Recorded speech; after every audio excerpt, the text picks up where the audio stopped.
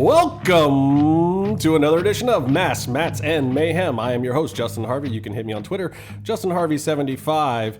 We are recording today in Stage L of, I don't know what you want to call it, Fever Studios here in Toluca Lake. It's really sunny. It's hot outside. We live in Southern California. For the rest of you people that are freezing or miserable somewhere else, I am so sorry. That over there is the Ginger Assassin, or whatever the hell he wants to call himself, Byron. And welcome, as always, Byron. Thank you for having me. You can find me at Byron Fever. And also be sure to watch a show that I shot and produced this weekend. Shameless plug, the Vanilla Ice Project on DIY, 10 p.m. on Saturday. Please watch the show and keep me employed. Wow. DRP. Wow, you went for the Byron asked me about 5 minutes ago if he could plug his thing. I was like, of course. Who comes on a little dinky podcast and can't plug whatever the hell they want? But I didn't realize you were going to lead with it. That was like your strong lead? Yeah, well, I don't know how long people are going to stay on this podcast, so I just wanted to make sure they heard it. Okay, well, I guarantee you the end of this podcast is worth sticking around for. And one of the reasons for that is because we have got with us today the heel of all heels. You've seen him on Lucha Underground, and no, he is not a wrestler. It's just because he's in the front row screaming his head off on almost every episode. We bring to you today the LuchaGringo. Casey, how you doing, brother? Hey, how's it going, guys? I'd also like to plug the show I'm on. It's called Lucha Underground. It's on Wednesday nights. You usually see me in the front row next to Hefe's office. I also buy him coffee once in a while. He lets me hold his key. If you get the key, that we have to talk. It's the key to Matanza's heart. Yeah, it's like a giant Valentine for violence. Big show planned for today. Lots of great things going on, lots of excitement thing. I'm going to kind of take this in the order of what I feel is importance. So that being said, I'm going to start with Prince. And the only reason I'm going to start with Prince, and I'm not going to stick on Prince for very long, but we like to cover things that, you know, both Lucha Underground fans and MMA fans love. And surprisingly, if you go on Twitter or Facebook, MMA fans and Lucha Underground fans all love Prince.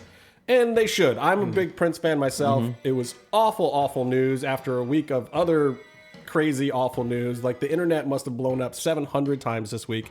But to the purple one, you know, it's almost hard to even talk about. Just such an icon of the business. And, you know, when I used to be a recording engineer, I would sit in the studio and we would try to do stuff and just think to ourselves like, hey, did what we just record, was that even as cool as, you know, Prince belching into a microphone? Like, what are we doing? Can we live up to anything Prince has ever done in the studio?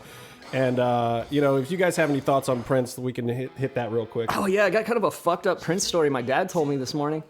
So Prince, phenomenal guitar player, like the best, amazing. For some reason, the Rolling Stones saw him when they were on tour somewhere, and they're like, we need this guy to come play with us at the LA Coliseum, right? And so it's the Rolling Stones, George Thorogood and the Destroyers, and Prince. So one of these things is not like the other. So he came out to the LA Coliseum, which, you know, holds like 60, 70,000 people probably. And it's the Rolling Stones, so they probably sold that shit out. Prince gets out on stage. He only gets to do 3 songs. They started booing him off the stage. They started throwing shoes at him. Who throws shoes? Yeah, who throws a shoe? Seriously. But Daniel Cormier. Yes. That's the answer to that question. DC by the way, throws shoes. DC will throw a shoe at your ass. So he gets booed off the stage, and my dad's like, I didn't get it. I thought he was fucking good. He was like shredding on the guitar the whole time. And it's because of how he was dressed, probably. But then the Stones came out, and people were still throwing shoes. And Mick Jagger grabbed the mic and said, welcome. Hey, guys. We're proud to be in Los Angeles, land of the shoes. And they started playing. And Prince got over that, and he totally ripped shit up for years. So that's cool, because if that happened to me, I would fucking never want to play again. Well, apparently he played so much that over 70% of the music he recorded in his lifetime has not been released and is still sitting in a vault right now at Paisley Park. And there's going to be some kind of epic legal battle with the estate that no one knows what controls, because he never had any kids that anyone knows of legitimately. Yeah. Yeah, amazing. The guy, it was so prolific that there's still this huge catalog of stuff we've never even heard of his. Now, don't get me wrong. I bought the last 3 Prince albums, and they should have all been 1 album, not 3. And I love the guy to death, and I'm just saying, not every song needs to come out necessarily, but man, I would love if somebody sat down and maybe pulled the 3 or 4 best albums worth of stuff out of there. Oh yeah. Well, he already has written pretty much any hit that we've heard. Yeah. I mean, when you sit down and think about it, when Michael Jackson passed away and people called him the King of Pop, every once in a while there'd be like one of my friends is a super Prince fan, and he'd say, well, he's probably kind of tied with Prince. Right. Like if you're gonna compare, I mean, there's like a top shelf, and they're both on that shelf, and then you're like, well, no, Michael Jackson. But then when you look at all that Prince has done, all the hit songs that he wrote that you never heard him play, it's incredible. I mean, he passed away, and the whole world just turned purple. Yeah, absolutely did. I mean, and there's some great stuff out there. I posted on my Facebook and my Twitter the piece of him performing Purple Rain at First Avenue. It's actually what they used for the song on the record. So this is a live performance that was edited down. It's 13 minutes long. You guys should check it out. It's one of the few things out there because of the weird Warner Brothers issue. Not much of his stuff is up on the internet. They were very good at pulling his stuff down and controlling it. In England, you can see a lot more of it, but not here. But so this piece, he's actually performing Purple Rain live with Wendy and Lisa, The Revolution, the whole band, and it's there. It's what you hear on the record. It's the song that we all know, but it's this live performance, and they cut it down to make the version that's on the record. It's like this performance inspired a movie, a soundtrack, a hit song, like just from this one moment in time. It's amazing. One live take. That's it. That's all Prince needed. Yeah. Fucking and live editing, so because you can't release a song that's 13 minutes long, but I mean, just amazing, especially for that time and era before Pro Tools and that kind of editing equipment. This was all analog, old school editing done on it, and they chopped it down to 6 minutes or 7 minutes or whatever, and it's all in there. It'd be like this podcast being like a hit album and a fucking movie. Like, It could happen. it could happen. It could happen. Yeah, Byron's got a face for radio, And though. I know we did this last week, and this is just awful. Like, next week, I really, really hope to not be starting the show talking about doom and gloom and people dying. Yeah. Last week it was Joe Cavallo, the MMA fighter who died over in Ireland, and we'll get to that too because that's still impacting this week's news a little bit. And then it was Balls Mahoney. This week we have Prince, which erased the person who died right before that a little bit, at least as far as the internet's concerned, but that was huge news too.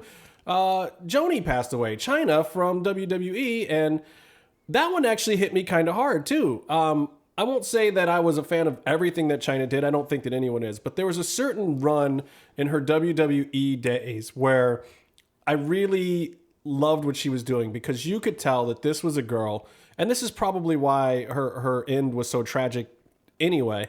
You could tell that this was a girl who was probably made fun of growing up. She was weird. She was an outsider. She was an outcast. And you could tell there was a stretch in WWE where this strange, oddball, freak show human being found a real place in the world, where they found a place where they not only could belong and be accepted, but they could also excel. Now, given her issues and her living a life up to that point, probably led to some serious mental things that were going on with her that always impacted her and affected her negatively. But I mean, if you remember Chyna when she started, she wasn't as pretty because she had a whole lot of work done, y'all. Right. I mean, but she still got over and she still worked her butt off. And I got to give her credit. And when you saw those stories, when you saw her win the IC title, when you saw her with Eddie Guerrero, when you saw a lot of these things, you had to feel for her as a person, and you had to want to see her get over. Anybody who didn't is just not human to me. What did you guys think about Chyna? You want to go first? Yeah, well, one of my first Chyna memories was, and I was a WCW guy, but I would turn to Raw every once in a while, was watching her just put Ahmed Johnson to sleep with a fucking chin lock. Right. And going, oh, poor guy. Not like I felt bad for him that he had to sell for her, but I felt bad because she was hurting him. Like, she was convincing, and she probably had to do that her whole career, though, because people probably didn't take her seriously back then. Yeah, but she was great, and she was believable. She came in as a professional wrestler's bodyguard. And, I mean, you have, like, Shawn Michaels with Diesel. Diesel's bigger and takes care of the tough guy. And you have Chyna coming in protecting another man who's bigger than her. And that takes a lot to make that work and to be convincing, and she was physically intimidating. And it's just, and she did that, and then it paved the way for others. Like you have Beth Phoenix and which Kong was it in WWE? Is Awesome it Kong. Awesome Kong? Like you paved the way for them to come in. You paved the way for like Kurt Angle and TNA just talking about doing a match with Awesome Kong and even taking a fall. And she was groundbreaking, and she was a pioneer. She definitely came from a troubled youth or upbringing, and it's sad that it didn't turn out better for her. It is, but it is also nice that she is receiving a certain amount of accolades, and I've heard people go back and forth on whether she should be Hall of Fame, this, that, and the other. She won the freaking IC title. I'm just going to throw that out there, and believe me, in those days, I know they were hot-shotting a few things here and there, and they did some unbelievable stuff that no one really imagined would ever happen, like Jericho being the person to unify the titles and whatnot. But at the same time, I mean, come on, people. This is the WWE that we all bitch and complain about constantly. And they actually put the strap on a woman at that point in time. That was a big deal. Yeah. Well, they were doing lingerie matches and all that stuff back then. Like the women wrestlers, few of them were good, but most of them were just out there to look at. Yeah. If the Birdman Coco Beware's in the fucking Hall of Fame, then Chyna deserves to be in the Hall of Fame. Yeah. Dude was a jobber. Come on. My take on Chyna in a Hall of Fame is she turned into such a loose cannon at the end of her career, and I think she was probably more often than not a genuine sweet person who everyone still knew, or she was a person everyone knew from back in the day. But when she's doing things like accusing Hunter of beating her or giving her a black eye, which is unsubstantiated rumors at best, I think how it got settled was it didn't happen and she apologized. But when she's doing that and she's just showing up and taking selfies at WWE headquarters, you can't put her on a live mic. You can't put her in the Hall of Fame until somehow she can prove that she's not a liability moving forward. And unfortunately, and she obviously was. Obviously, she was a liability, and I don't think any fan's gonna deny that at this point in time. But hopefully, and I said this about Balls too. Some people had great things to say about Balls Mahoney. Some people had terrible things to say about Balls Mahoney. I would just hope that these are workers that put in their heart and soul to entertain us, and both of them did that, and that hopefully their legacy. People will focus more on the good aspects of what their legacy had and understand that these are real people who had real issues and actually a fairly tough career, a career where there's a lot of other people trying to get over, maybe even at their expense. And some people handle it well, some people don't, You think her ceiling would have been Nicole Bass, though, like really? Yeah. And she really transcended that. I mean, very quickly. Yeah. Oh, yeah. Oh, the look on Byron's face. I think, were you turned on a little bit when he said Nicole Bass? No. I just remember Nicole Bass like showing up for a couple weeks on Raw, and then He's got a boner. leaving and doing she was suing for some sort of harassment or Oh, whatever. no, she sued because they didn't gimmick the fucking guitar that they busted over her head. It was the show that Owen died, and it was the match after it. So I think shit just got kind of shifted around because there's a wrestler fuking dying right now. Yeah, they stabbed someone on Dexter, And let's be honest. Yeah. Would you really gimmick a guitar that you were going to smash over that noggin? Nah. She can take it. Well, so rest in peace, Joni. Yeah. Hopefully you're up there on the internet listening to this right now. We got love for you, girl. Moving on to the other story that absolutely just flat out broke the internet. Conor freaking McGregor and this is an ongoing saga. So just to recap where we are, because I don't know when you might listen to this, the story as it stands right now, Conor tweets he's retired. Dana White starts doing some press and whatnot. And, Dana says, well, I don't know if he's retired or not, but I'm pulling him from UFC 200 because he doesn't want to come and do press. He doesn't want to fly from Iceland. And then that story keeps going for a while. And then Dana's doing the rounds on various shows. And I think it was on The Herd with Colin Cowherd or whatever that guy's name is, which I listen to way more than I should. He says that Conor, they offered to fly his whole gym out there or something crazy, and that if he does happen to show up by Friday, he could still be part of UFC 200. But, was even at that point in time very unlikely. So then, and the other main point that Dana says then is that if Conor does officially say he's retired in writing to us, his employers or, his promoters, then because of the new rules adopted by USADA for anti-doping, he would have to then redeclare that he was coming back and wait 4 months for pre-testing before he could even have a fight. Ooh. And this was the major FU card from Dana. Yeah. That was... And a lot of fighters right now, you have to understand, these rules didn't go into effect until the beginning of this year, and they weren't even really enforced at the first few fights for this year. So this USADA stuff is new. With no IVs, you get random out-of-competition drug testing. People are getting popped. Weird things are happening. Cards are changing. And Lorenzo Fertitta said last year, like, look, guys, it's going to be worse before it gets better with this USADA thing. Yeah. But it's going to help clean up the sport, and it's going to shut everyone up. And look, mixed martial arts has always had a lot more eyeballs on it. I mean, this is the sport that McCain was trying to ban 10 years ago. It just got legalized in New York State this year. So that's all 50 states That's all 50 states now. But I mean, UFC, as much as they may have benefited, or Pride may have even benefited from certain supplements and certain guys being on the juice and whatnot, they're smart enough at this point to realize, hey, we have to clean up this sport. We have more eyeballs on us. People already look at this as a blood sport, so we have to operate on a certain level that is probably even more above reproach than what the other leagues are doing. Good, kudos to them. I don't know if they're doing it the right way. That's a story for another time. But so Dana pulls that card on Conor. Sure enough, not too much later, we get this diatribe Facebook message from Conor McGregor that is amazing. Oh, I God, love this man guy so much. is, and we're wrestling fans and, also MMA fans, but at the same time, this is the kind of thing you got to love. This is a shoot, people. There might be some things left out of it, but this is a freaking shoot right here. He goes off and he starts talking about the stuff that he's done for the company, how he's promoted for them, and he did. Let's keep in mind, he took 2 short notice fights to keep cards alive for the UFC. He walked into some big, big things. He's done world tours for these guys, and he's done them above and beyond what other fighters have had to do in the past because he does them so well. Yeah. And so now what he's saying is, guys, I know, that there's a big thing coming up, but with this one tweet, I've quadrupled the eyeballs that would have ever been on this from the $10 million you're going to spend. He also says, give me some of the benefit of the doubt. Great.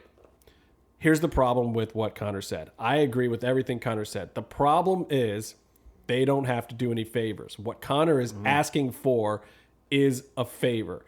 He feels like he's done them favors in the past. Yeah. Sadly, however, and this has happened to other fighters in the UFC, they don't have to return the favor because a contract, he says, he's paid to fight. Not entirely true. The contracts actually state that you have to do a certain amount of promotion. Yeah, Okay? and as wrestling fans, if you're expecting a promoter to do a favor for you because you did one for them, you're a fucking mark. Yeah. And, Conor benefited from being that mark, maybe. He was a little bit of a company guy, but he was also a company guy that asked for more and more. He was wise. He spoke up for himself. And he's speaking up for himself now. And in the long run, I believe this will do some good. But these guys don't have a players union. There's no group to protect him. And he did already sign a bout contract. We haven't read that. None of us know what that says. But I can guarantee you it says a certain amount of promotion and doing advertising is required. I do, however, think that Dana maybe overplayed his hand here a little bit. Yeah. I think that it might not cost them a ton of money. They're thinking UFC 200 is so big that they can pull this off no matter what. But at the same time, it does aggravate your fans. And the UFC is a company that does pride itself on a certain kind of family thing, that they want fans and people to appreciate the sport and to be involved. Like Dana will hit you on Twitter sometimes. I mean, he gets a million tweets. And he will call you a retard if he needs will. to. He'll talk to trolls, he'll talk to fans. He does care about his fighters. They all have his personal phone number. And I've seen and met the guy personally several times. Nothing but awesome, And that doesn't mean that I appreciate everything he does as a businessman, but it's also the same with Lucha Underground. I think it's one of the reasons why I appreciate that product too. Those guys, that make that show, they'll talk to you if you're a fan. They want to know what you think. They want to make the show better. Yeah, and they all know who I am and talk to me all the time. Like at the shows, they'll be like, "What's up, Casey?" You know, and at the very least, they'll just fist bump me when they walk by. And Dana White, make no mistake, they hate Byron though. Dana is that kind of guy too. Now, given his sport has grown to a point where he can't reach and touch everybody, he can't shake everybody's hand. Yeah. But he's not untouchable. He's not ignorant and not listening. He is listening. But this is a problem because people are really on Conor's side. Some people at first were like, "Oh, he's whining and complaining," but even fighters now, John Jones and DJ and all these other fighters are like, "Yeah, right on, man. I'm glad you're saying it because we've all wanted to say it." John Jones has had these kind of problems before. John Jones was the one who was like, "Dude, I can't take the short notice fight because that's just not how I work. I train, I study tape, I look at a dude, I try to figure him out and break him down." John is walking into a short notice fight himself right now, but he's finally doing it, and it's almost probably because of what Conor McGregor's done. Yeah. So it's a big, crazy story. The way it stands right now, Conor threw it back at the UFC like, "Well, ball's in your court." I think they could have said, "Fine, Conor, come and do New York," because he said he would still do the big promotional thing in New York, but he didn't want to come out and film the commercial. Okay, not filming the commercial is a little bit of a big deal. That's a problem. Yeah. I understand that. But maybe they can make some concessions. And trust me and Byron, we both work on this end of the industry. Sometimes a gig gets moved or canceled. If you still want paid, you show up when they reschedule it. Just show the fucking... Just shoot the commercial in New York. You can do anything with a commercial, though. Like, he doesn't have to be there for the 18-hour workday that the crew's going to be there. Just put him in front of a green screen. Shows up, does makeup for an hour, sits in a chair, and then he can go and film for another hour, half hour, make some faces, do some stuff while they make them look good, and then he can leave because they have so much else to shoot. Absolutely. He doesn't have to do all like the super fancy stuff they may have planned. Send a green screen to Iceland. There's no cameras in Iceland? There's always a middle ground or compromises you can make on a shoot in production. I think that Conor McGregor could sit there in Iceland. He could do some Skype stuff, do a couple interviews, throw some salt at Nate Diaz. They also have, these guys just fought like 2 or 3 months ago. It's not like there isn't already some existing footage, most of which was Conor's doing anyway, because Nate walked into that fight like, "I don't know what's going on. I'm just here. I'll take a fight, whatever." Conor did most of the promo for that fight. Yeah. They don't even need to be in the same place. Let these two guys talk smack on Skype, shoot a couple promos, send them to New York City to do one Q&A. Conor is a million sound bites a minute. I mean, just that email alone, you could pull 20 different sound bites out of that thing. Well, you just send a guy with a camera and an RE kit to his training place, film him training, grab interviews while he's walking from one place to another, just ask him questions, have him talk. It's going to stand out, it's going to look different, and it's going to grab your attention. I just think there was a lot of other ways instead of this pissing contest. But the real reasons behind this, I'm going to put on the tinfoil hat a little bit here because I feel like there's more going on here than what the public is now officially bought into. A lot of people were thinking there was more to it to begin with, but I say, just for shooting a couple promos, there's no way that Conor says, "I'm retiring," and that's the first thing we hear about it. I don't believe that even Conor McGregor, as much as he has been a team player, as much as he might be really, really focused on this match, and he says that's part of it, that he really just wants to focus, get himself refocused, and not screw up the fight by worrying about all the promotion of the fight. But, and I believe some of that's true, I think it was still a real shoot. I think there's some gaps on both sides here that we're not being told about. I personally believe that Conor was told that there may be another match that might headline above him at 200. Because I think the thing that speaks to Conor more than the money, more than the winning, is the ego of being the biggest thing in the sport. I think he was able to handle that loss fine because he still felt like he was the biggest name in the sport. But if they told him, "Hey, we're really hoping John Jones comes out of his fight unscathed, and it'll be DC versus John Jones headlining the card," because Conor Nate's not for a belt. You could still keep it as the headliner if it's for a belt. But all of a sudden, if you put John Jones or Robbie Lawler on UFC 200, it probably can't be the headliner anymore, even if he is the biggest draw. It just doesn't make sense. He's already got an interim title fight coming on before him. It was already weird last time that the women's title fight was literally a warm-up to him, and a lot of people had serious issue with that. But if you do that with John Jones or Robbie Lawler, who has been nearly killing himself in his title fights, That's just not going to fly with anyone. Those fights would have to headline over him.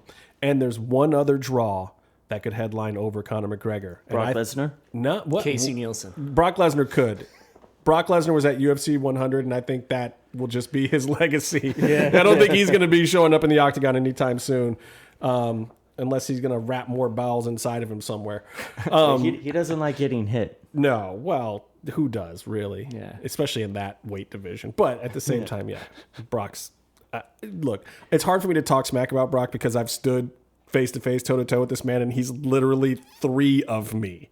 3 of me would take to make even an outline of a Brock Lesnar. But the other name that's out there that we all know might come back is George St. Pierre. Oh, shit. George St. Pierre has been talking about how he's doing a training camp for a training camp. He's testing himself out to see if he's coming back. I believe that he has been in serious talks with Dana. And George, by the way, has not denied any of this. He was on Ariel Helwani's show earlier this week, and it was like he was there and he was going to say something, and then for some reason he gets on the show and doesn't have anything to say. I feel like there was something more at play and that no one's looking at. And I think that Conor McGregor might have gotten the phone call that, hey, not only are you not fighting GSP because you begged us for this Nate fight, and don't forget, everyone, he asked for this Nate fight at UFC 200 to be the headliner. Conor asked for this fight that he doesn't want to do promotion for. I think that maybe there was some talk of GSP headlining on that card above him. And don't be surprised, I said this on Twitter, as soon as all of this went down, don't be surprised when the GSP factor in this whole scenario starts to come out. Well, Khabib Nurmagomedov did an interview over in Dagestan or wherever he just flew back to after his fight. And apparently he was asked, now that all this has happened, to possibly face Nate Diaz or George St. Pierre. Holy shit. So I got to think that maybe there has been some backstage talks going on, and you never know how Conor might work himself into that. Maybe Nate disappears and we get Conor GSP. Maybe you get Nate GSP. Khabib says he can't take the fight because it's 4 days after Ramadan, and he won't fight during Ramadan. Everyone knows that. That's part of why they rushed his fight last week. But just keep an eye out, people. I'm telling you, the story's not over. There's more to it. Even if Conor's not on UFC 200, it's not as big a deal as people think it is, because I think the UFC is going to drop something big, huge on that card. I just also find it funny because anything huge that they do drop on that card, they're not filming that this weekend either. Right. Yeah. So what did it all really matter? It's like they're not filming promos with John Jones in DC right now. If that ends up on UFC 200, if GSP comes back for an unnamed opponent, whoever the opponent is might not know yet, and that hasn't been announced yet. None of these things are being filmed right now anyway. So what was the whole point? Well, it seems like your point about how Conor's he's more interested in his position or his ego or saying, proving his weight in the UFC. It seems like it's all playing into that, where he tried to flex.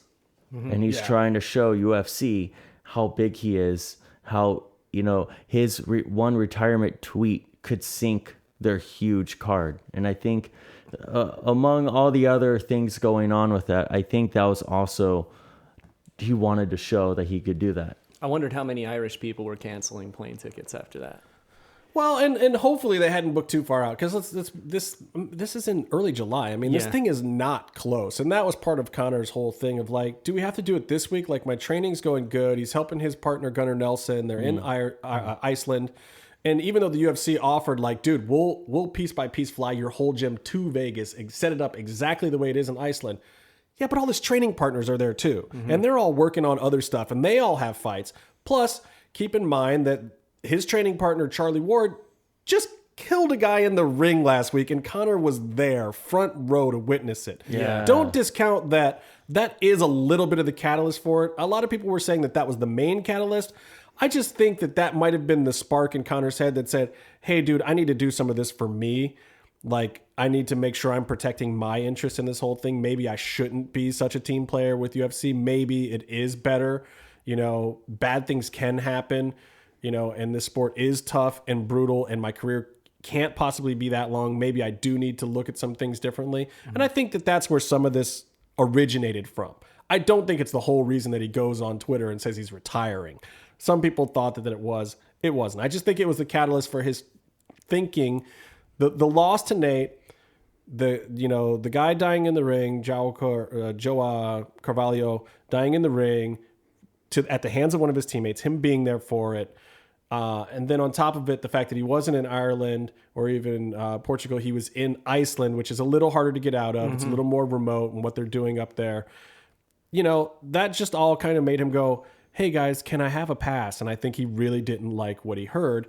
And then I think there might have been some other stuff in the works too. Like, hey, we want you to come promote this thing. Oh, and by the way, somebody else might be headlining over you. I think those things really just sent Conor into a spiral. And I do think the initial retirement tweet was a bit much, but the 4-month USADA thing cured that. So Conor's not retired. He's not on UFC 200 right now. There's some talks of what matches might be in there. I think you will not hear until Monday or Tuesday of next week, maybe not even announced until UFC Tonight on Wednesday of next week, a show which I typically don't watch very much anymore because I'm watching Lucha Underground, and they took Ariel Helwani off of it, which I find, by the way, I will publicly say this, I think that is the stupidest thing that Fox Sports has ever done. Yeah, fuck those guys. I know that they thought that Ariel was cross-stepping his bounds between his podcast and his Fox coverage, but I think they shot themselves in the foot with that. I don't think the average fan noticed or cared, and it was totally fine. So Ariel, my brother, still listen to your show, still love everything that you're doing. Really wish that Fox had made a different decision, missed those insider moments, because that, to me, was one of the most fun parts of UFC Tonight. He would say the coolest shit. Yeah. Totally.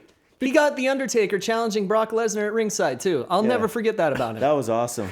Because he's also a wrestling fan. I mean, Ariel's a good dude. I mean, he was like us. He's around the same age bracket, and he was into pro wrestling when UFC started coming out, and then he kind of switched more to UFC, which a lot of people did. But that's part of why we do this podcast, because this podcast is for people that love Lucha Underground and wrestling. And also, I'd like to talk MMA, and because most of us, other than Byron, love MMA too. No, I've seen a few of the matches. a couple, 3. No, Brian's good people though. We'll take him to a UFC and it'll blow his mind when he gets blood splattered all over his saw face. Kimbo Slice versus Dada. Oh my God. No, I don't like to watch snuff films. Yeah, that was horrible. So that's all I got to say about Conor for now. Shoot me your questions. I've been getting a ton of questions. To answer the poll that I had up on Twitter, yes, Conor is going to stay in the UFC. We just don't know what the makeup is. Stay tuned for an announcement next week after they find out how healthy John Jones is, if he gets a medical suspension or not, because I feel that John Jones versus DC is the simplest solution. Shuts Conor up. They move Conor Nate to 201, 202, somewhere else. They got plenty of pay-per-views they need people on. Sucks to not have Conor on the biggest event of the year. But then there's also the Madison Square Garden event, which could be a problem too, because I think maybe they wanted Jones DC for that. We'll see. But wait for the announcement. GSP is also in the mix, I think, people. Which one is CM Punk going to fight on? That's a good question. I mean, he's coming over surgery now. Mickey Gall is scheduled to be his opponent, who's actually, I think, a little tougher than they had hoped. He's going to fuck Punk up is what's going to happen. I don't know, man. I hear mixed reports about Punk. There's some people that say they've seen him in the gym and he's garbage. And there's other people that have said that he's right on track to be with those, professional fighters that have had 2 or 3 fights, and because of his surgeries and whatnot, that it's taken him a little longer to get in there. But I think the problem is the longer it takes Punk to get in there, Gall is getting better every time too. I mean, Dana found him on his little show, and he was 1-0 or his second professional fight or whatever it was. But then they brought him up to the UFC, and he put the whoop on the Truth, who's a great kickboxer. I mean, a lot of people thought that Mike the Truth Jackson was nobody, but at the same time, this guy's a credible kickboxer and a journalist. But hey, I'm a journalist, and I feel like there's a couple guys I could beat up. So, I'm an investigative reporter, and I feel the same way. But anyway, so without further ado, let us get to the thing that we all love. And thank you guys for hanging in there with the MMA talk and the Joni talk and whatnot, because really the main focus of this podcast every week is one show, one brilliant hour of television known as not Renegade. Not Renegade. Lucha Underground. Yeah. And I'm going to say it again. It's so amazing. I keep thinking to myself, oh, this is going to be another run-of-the-mill episode, or this one's going to lag a little bit. And honestly, I'm not afraid to say it. There were episodes in season 1 that were that. You turned it on and you're like, okay, this, they got to work a up to some big matches. This episode's going to be whatever. You know, I have not seen one of those this season. Yeah. Yeah. Well, also, I think that they shortened the run.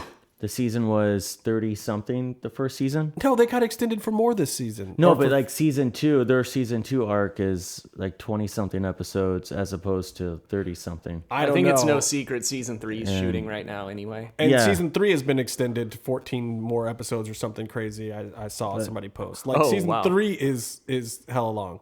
Yeah, season Yeah, 3. so for anybody who's planning on going to tapings and you're expecting to show up at Ultima Lucha like in the next couple of weekends, Probably not. probably not, man. I think we'll all have to just bomb DJ and be like, dude, when is Ultima Lucha filming? Because And he's not going to tell any I of know, us because shit. I keep hearing they got more episodes and this, that, and the other thing, and I'm looking at wrestlers' confirmed dates and whatnot, and, you know, obviously there's going to be 2 taping weekends in May.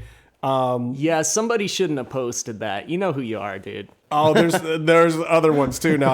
I've seen 3 different wrestlers, so maybe they're allowed to. I don't know. Yeah. But then I also saw some of those wrestlers just had that they were in LA filming in June, so I don't know if those are going to be Lucha tapings either. Ooh, you know what I heard too? I heard that the Voodoo Glow Skulls are going to be in Boyle Heights in May. I mean, I'm sorry. Yeah, in May. They're going to be in Boyle Heights on a weekend. So who knows? So, to people who are in the Los Angeles area, get out to a taping if you can. I don't care if you live in San Diego or Santa Barbara. Try to go to a taping because it is freaking amazing. It's one of the brighter spots of having to suffer through Los Angeles, all the constant like sunny weather and just how everyone here is always generally in a good mood and healthy. Like if you like to eat kale, this is phenomenal. But nothing brings you back down to the earth like a little drive through Boyle Heights to the temple, though. Mm-hmm. But yeah, the Lucha tapings I think is like a top 10 reason to live in Los Angeles. And you know what? for If sure. you're not from LA, fuck that. Fly out for the show. We got our We know homie people who do Randy. that. Yeah, the Heels Yeah. do it. They're from Tennessee. Randy does it. He's from Connecticut. Rob Viper does it, and he's from fucking Toronto. I was working in Florida, a Monday to Friday show. Should watch Saturday at 10 p.m. on DIY Network, Vanilla Ice Project. That's the plug I was And I was expecting. working, and for Ultima Lucha 2, I left work. I drove from the set house to the airport in Fort Lauderdale, an hour away, got on a plane, flew home. Someone else was living in my home, so I stayed on the couch. And then I went to Ultima Lucha for the whole weekend. I took an Uber. No, Justin Harvey. Justin I Harvey. drove you to the airport. Justin Harvey drove me to the airport straight from the show. I'm still covered in sweat and just all sorts of lucha smells. And then I go fluids. bodily fluids. Bodily fluids. And then I drove from that airport straight to work on Monday and half-assed my way through a hit TV show Saturday at 10 p.m. on DIY Vanilla Ice Project. And if I can do that, you can do it too. Yeah. I came back from Oregon for a couple tapings too when I was working up there. But you know what's really funny about that? Before we get into this review, I still have not met Urban. You know why? Urban hasn't come out, but he is coming out But again. every time he does, I'm not there. Like he came Yeah. out to the season premiere this year too, didn't he? And No, just he J-Man didn't. and Ashley. J-Man. Yeah. Okay. Yeah. Well, Urban, come on, brother. I got to meet you face to face because Urban has actually helped me out. What you guys don't know is like, there's some podcaster love out there. Yeah. Urban's actually helped me out figuring out some stuff for this show. Yeah. Great dude. I listen to their show every week, and I listen to Twit Row's show too, and I listen to Way Too Real podcast. I listen to a lot of people's stuff. Typically, I try to do our show first and then listen to it, so I'm not inadvertently thieving them off. anybody's stuff. So if there is something that you hear repeated, believe me, it's a coincidence. Yeah, and he also listens to Carnage Culture. What's that? Carnage culture. Look, okay, so I'm going to get into this right now before we go into the review. Last week, Casey took some heat on this show.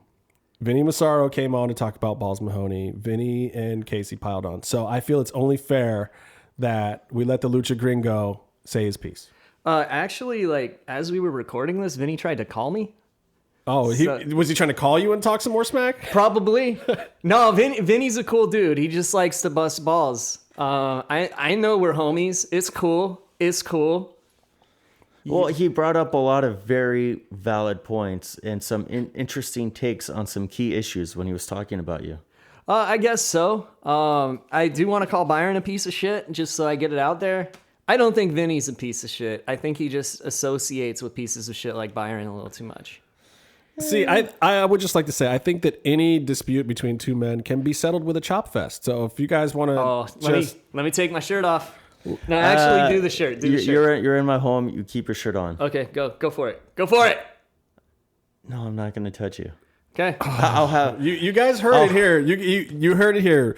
Byron had a chance to light Casey up with a vicious chop, and he declined it. And I offered because I knew I was going to get one back. It could have been settled like men. Instead, we're going to have to settle it like bitches and move on with the show.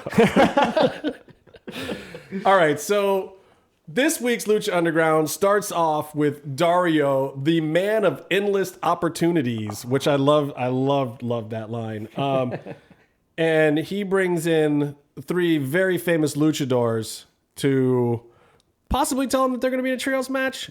No such luck. This year, these 3 will not be teaming together. Instead, 2 of them are going to have to face each other, and the third one's going to get his own team. What do you guys think about this opening vignette? I like seeing Dario screw people over. It's always fun. Yeah. Well, it's great to see the process. It's really cool to see the process of him putting everything together because he's such an interesting character. Everything he does, you want to see what's going on, but it's also cool to see him mess with people. And he puts together 3 guys who are friends, teases them, and then breaks all their hearts. And there's nothing better. Yeah, and they were the first Lucha Underground taping I went to was the one that they lost and fucked up the match because Aerostar and Drago couldn't get together and as a team. Because they were doing that best of 5 series. Right. At the same time. Yeah, that was actually the very first Lucha Underground taping I went to, so it warms my heart a little bit. Well, that Aerostar Drago series to me was one of the defining aspects of season 1. Like, it was, but that also to me was like, so I'm watching the segment, I'm like, oh man, really? Drago Aerostar? We have seen that. Not only have we seen that in a company that's fairly young, we've seen that 5 times. Yeah. And so I'm thinking, God, do I even really want to see this match? And then it was fucking awesome, right? It was amazing. It was absolutely amazing. Some stuff actually surprised me about that. I'll get to that when we get to that segment. Yeah. But then the other piece of news that Dario throws out there is Fenix has to tag with the Darewolf and the nicest guy in the business, the best face around, Jack Evans. Oh, I like that guy. Oh, I fucking love Jack God Evans. damn We it, give him Jack. so much shit for just everything at ringside, but that guy is my hero. He is fucking hilarious. And I have to say this, I actually, popped for a match announcement. I don't think I've ever popped for a Dario segment. Like, I almost jumped out of my chair like, oh yes, Phoenix has to tag with Jack. That's amazing. I mean, Well, it's great. It's just great that they put people together who aren't going to get along, but they do it. They explain it. You see it happen, so that way, it makes sense. And the most successful trios team in Lucha Underground history right now is a team that he put together because they didn't like each other. Yeah, it's not like you have a tag team of, I don't know, something WWE did that sucked. Whatever. Billy and Chuck. Yeah, With Rico. It's like they'll just put 2 guys together who don't get along, and then you see them not get along in a match, and then that's that. But this is... Yeah, that's Russo booking. Here, they try to fucking work together. Doesn't always or work. any tag team with Stasiak. Yeah. Oh, yeah. Should have always been a singles competitor, but I digress. So I also think, though, the other thing that gave me a little bit of a thing, and as you folks know, I am not afraid to occasionally criticize Lucha Underground.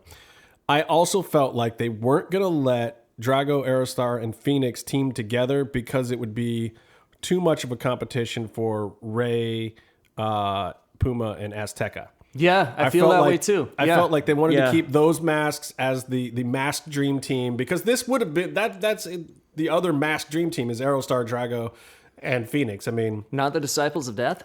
Well, also, like, these guys are the Lucha Underground Dream Team. If you go to independent shows that they're on, or They won the King of Trios. Yeah, Yeah. and where AAA Lucha Underground, when they branch out to other shows, you have them and Pentagon right. in all the matches.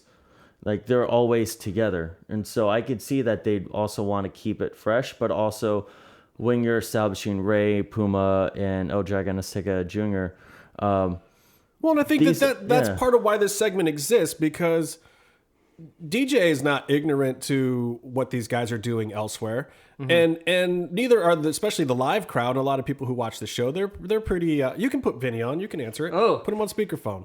Hey, Vinny, we're recording the podcast right now. Hey, Vinny. Hi, guys. Hold it right up to the mic. How's it going, Vinny? Oh, I'm doing good. Yeah, us too, dude. We are actually talking about the Lucha Underground episode that just aired. Oh, sweet. Wait a minute. Are you recording me right now? Yeah, you're on the Yeah. air. Oh yeah, legally we have to tell you that we are recording your voice for the usage on our podcast. Not Nevada.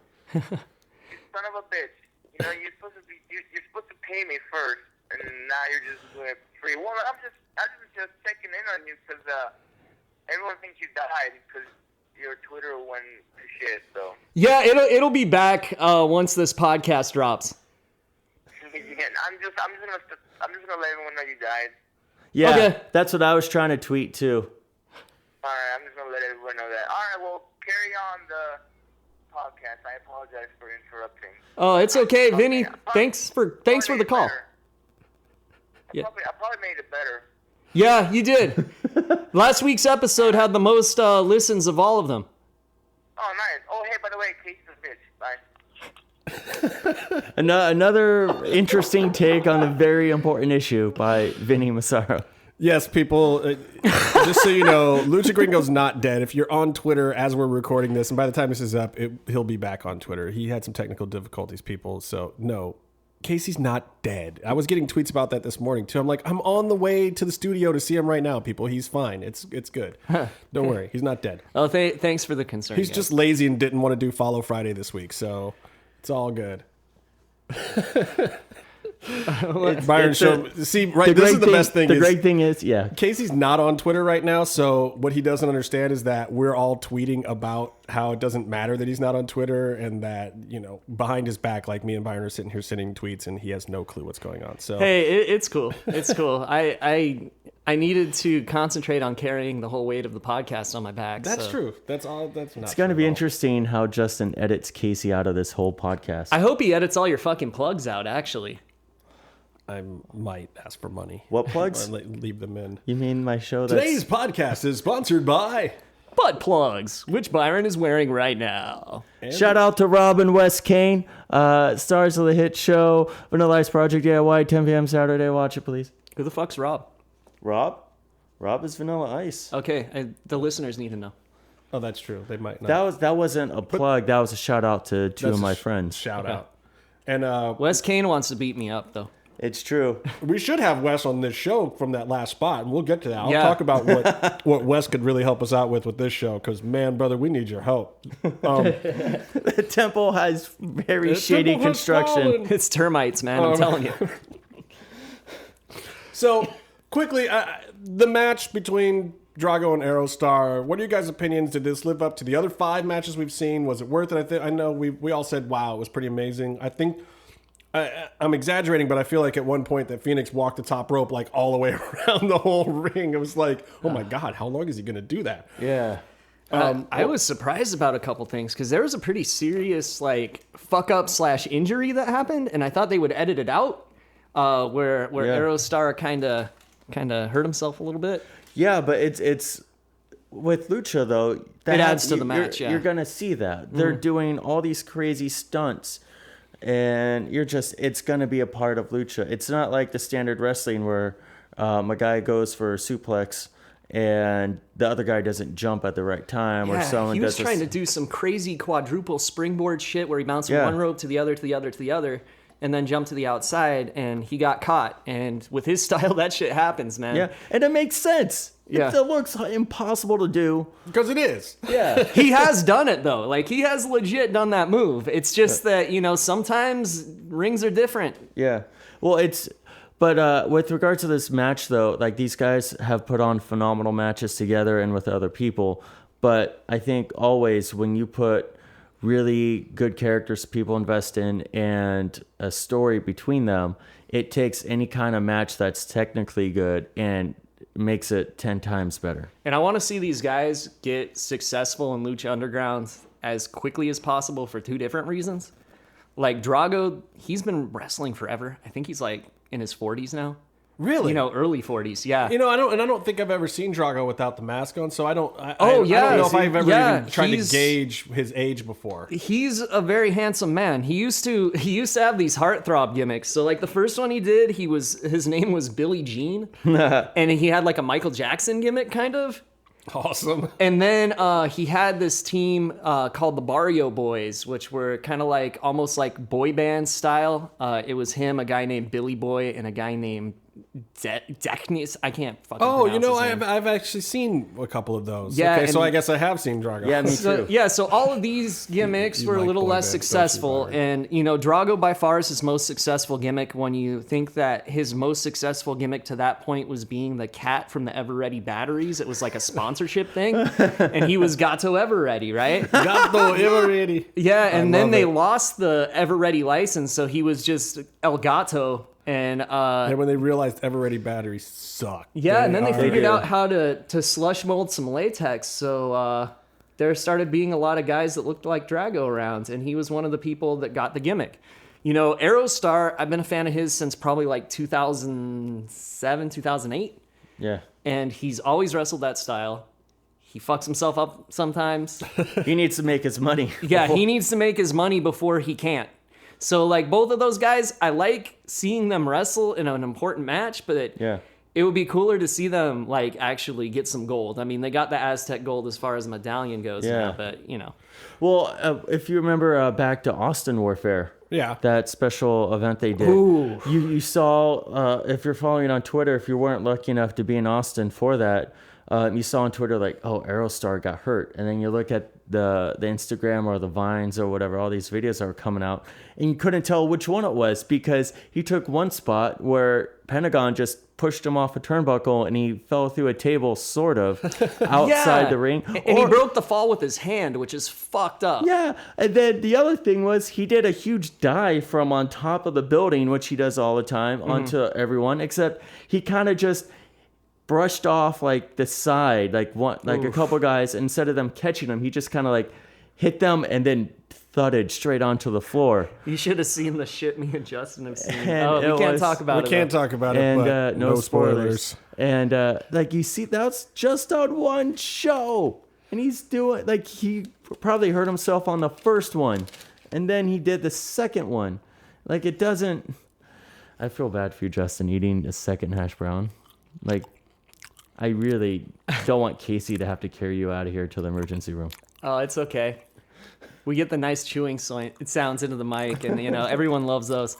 So Professional radio. Aerostar took the match, doing his Santino Marella saluting headbutt, but one that actually hits. The salute is so awesome the way he does it too. I mean, it's like he's in slow motion. It's up fucking there. locked in, like he is really saluting, but he can control time, so of course it's going to be like it's in slow motion. And that's so my whole thinking with Aerostar and his gimmick when I saw the time travel thing is like I really want to see more about the Aztec tribes. Like I think you could set up this just a huge feud for a few episodes where everyone has to break up and pick a tribe and be put on a team or a side, and you have the real tribal warfare. You pick 7 tribes, and Dario kind of puts it together. You can get some fucking war games or something. Yeah, and going if people really represent a certain tribe, and then Marty's team could be the 8th mysterious trust fund moth tribe. Oh yeah.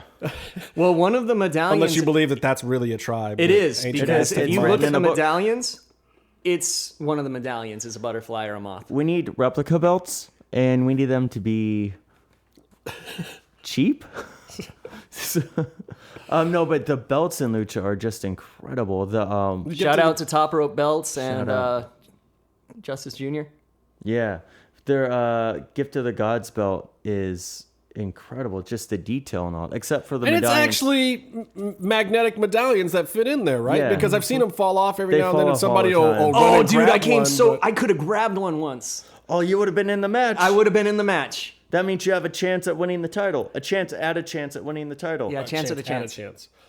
So anyway, basically these guys have wrestled a bunch of times. This one was another classic. Sad to see that Drago did not earn a medallion, but you never know with Dario. There's not that many people in Lucha Underground. Maybe Drago gets another shot at it because I would like to see him continue to get over. I liked his return of Drago gimmick in season 1. And that was some of the first tapings I was actually able to make it to also. So I got special love in my heart still for Drago. I thought that was a cool storyline. Talk about special love. I was his lumberjack, man. Of course I'm always going to be down with Drago. Yeah, someone's a little biased here. Someone helped Drago cheat against Fernandez. I hit the motherfucker so hard he left the company, son. Boom. No, he left because Hot Tub Guy kept whipping him in a dick. Yeah, that would get That me wasn't, too. yeah, that, well, I mean, but did he actually feel that? Baby nuts. Baby nuts. Yeah, your favorite, Casey. Love it. He's gone now. Drago's still here, so you get to cheer for your boy. And sadly, he did not go over, and Aerostar went over this time. I want one of those tongues, dude. So I can just be like, every time he comes to the ring. Yeah.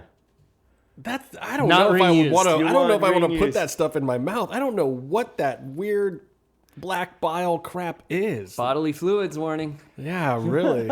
I mean, maybe it is. It's like a collection of stuff off the floor of the temple after everyone leaves, and then Drago just slops it in his mouth, gets it all nice and wet, and spits it out like his tongue next It's week. pretty fucking nasty in the temple sometimes. Yeah, it's pretty Sometimes. Well, yeah. All the time. grimy. So my favorite segment was the next segment, and I think you guys might know why. It's Johnny Mundo and Taya. Look, I have a soft spot for the baseball cap thing on a girl if they do it right. So I tweeted that Taya looked hot in the baseball cap, and she happened to reply to the tweet. She replied? She did. She replied to him. She replied. You didn't She see that, did you? She then said, what dude, did you're she say? creepy. Look, the contents of said aforementioned tweet are not necessarily privy to the likes of those who don't live tweet the So East what Coast did- version of the show. I was busy. Look, guys, if you guys want to see what Ty is saying to me during a Lucha Underground episode, then you got to live tweet with us during the show. Oh my God, you're so creepy. Stop. It's not what she said. Did she really? She probably said that. That was an actual recording.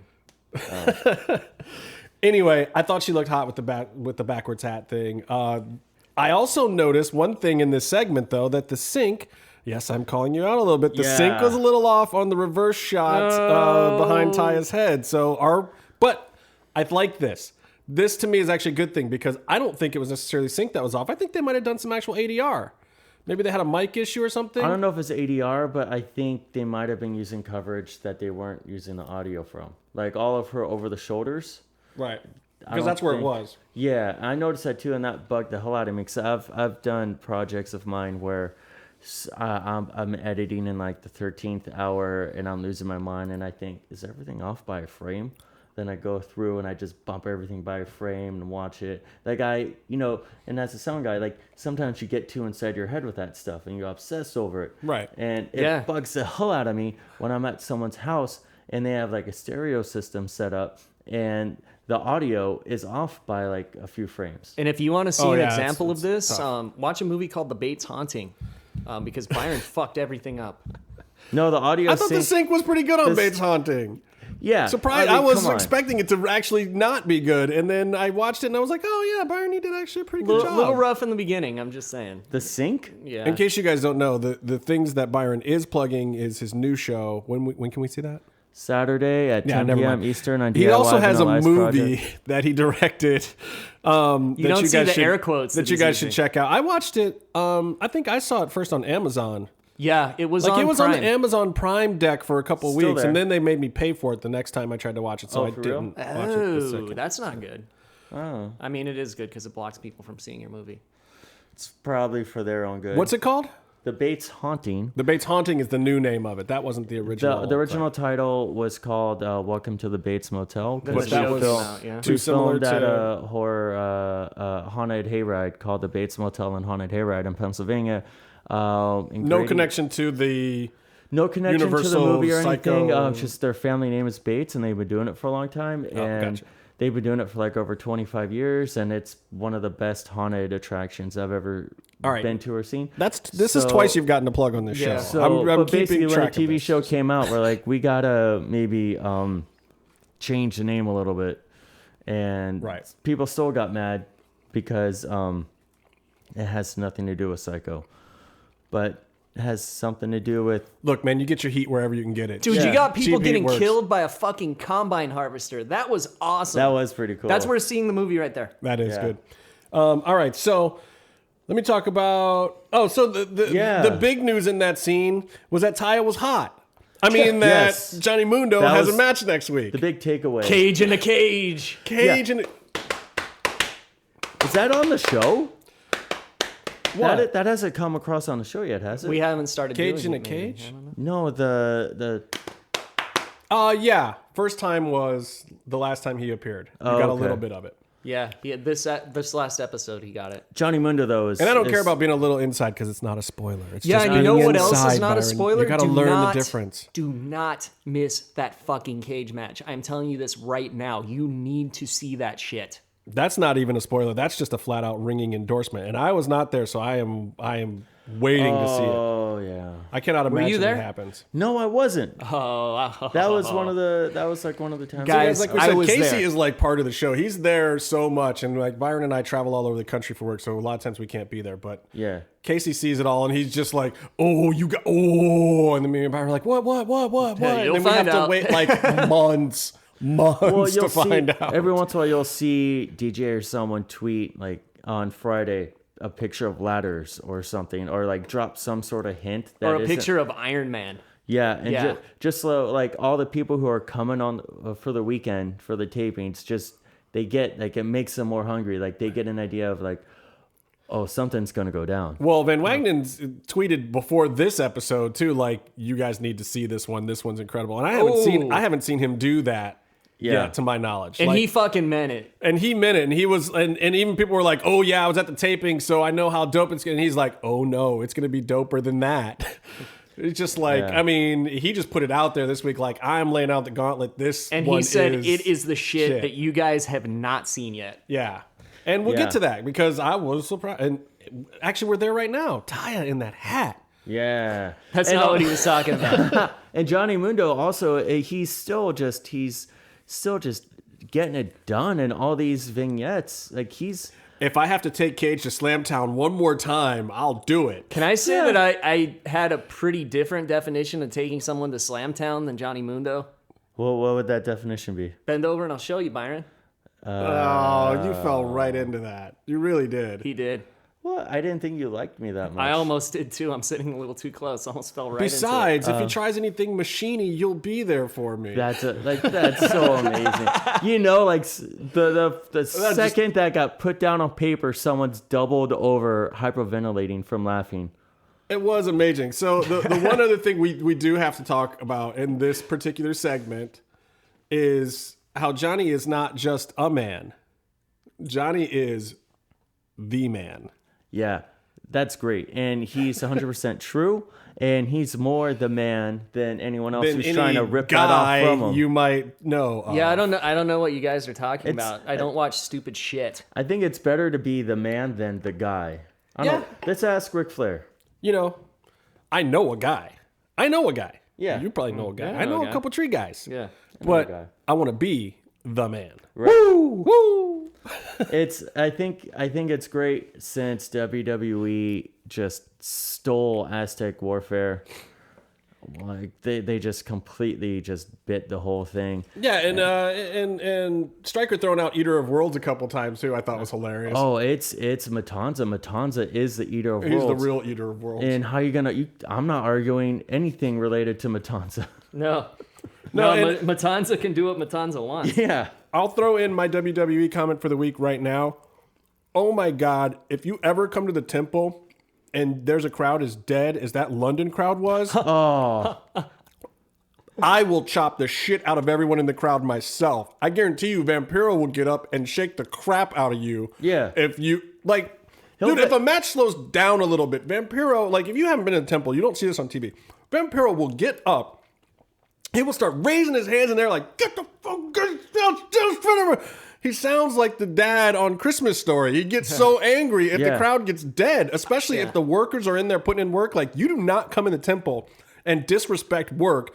Like that London crowd was asleep, and You know they knew the what? chants, they knew the gimmicks, they knew where And to it was pop. a good They show. usually It are was a a great decent crowd. show, too. Yeah. You see, like all the stuff that you complain about, or we complain about. You had these dream matchups. You have Kevin Owens and Jericho working with all these new guys. Yeah, but who was the biggest star on the whole night? Shane McMahon. And keep in mind, this is a market that they get to a couple times a year. It's not necessarily a market that's on top of the product all the time. So should did be the so market hot. recognize these people? Yeah, after WrestleMania, it should be, shouldn't it? London is so overseas is so hot for TNA. Yeah. Yeah. So why wouldn't they be hot? Because for, they're expecting WWE superstars. Yeah. Superstars. Yeah. And here's the problem. A lot of those kids over there right now are great workers and they're stars. But WWE is failing to make them into superstars. Roman Reigns is not a superstar, and it's because of their booking. Well, I'm not talking about him. He's whatever. I just mean any But of you them. Like KO. KO is not a superstar because of their booking. Yeah, but like we always wanted Kevin Owens, and you got AJ Styles, you got Ambrose. Got the fucking you got- hoots, sir. Come Like on. you have all these guys, and they're featured. Like, enjoy it. That's what we wanted. Well, And you're they're mad at the crowd, but I'm saying that Yeah. the crowd goes over like, look, we pop in Lucha Underground because we do know that they're good workers, but if a good worker comes out and works a slow match or isn't exciting, we'll give it to them. They're not going to get it for free. Yeah, and plus, if we're quiet, Vampiro, I've straight up seen him give somebody the nail in the coffin for sitting on their hands. But Yeah, at the it's in the release that you signed. Yeah. But at the same time, Vampiro, if the work is slow in the ring, he'll look at those guys too, and he'll get them fired up. If they work the outside and come by his desk, he'll be like, take it up a notch. And it's not Yeah. that Vampiro is in charge of everything there. Don't get it twisted, guys.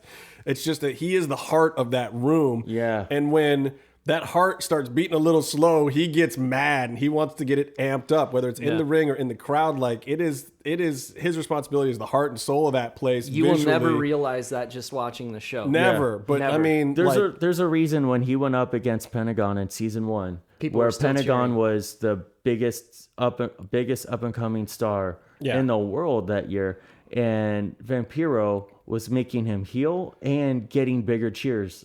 yeah, absolutely. I heard that the Pentagon section really brought it, though. The Pentagon section really brought it. They, if anything, put a little bit of fear in him, but I don't think he showed it because he is a true warrior. He actually did say, you guys, it's like 6 of you. You're not scary. He Yeah, did he say that wasn't on scared Twitter. at all. I believe that. So anyway, yeah, coming out of that segment, I liked Johnny's the man thing.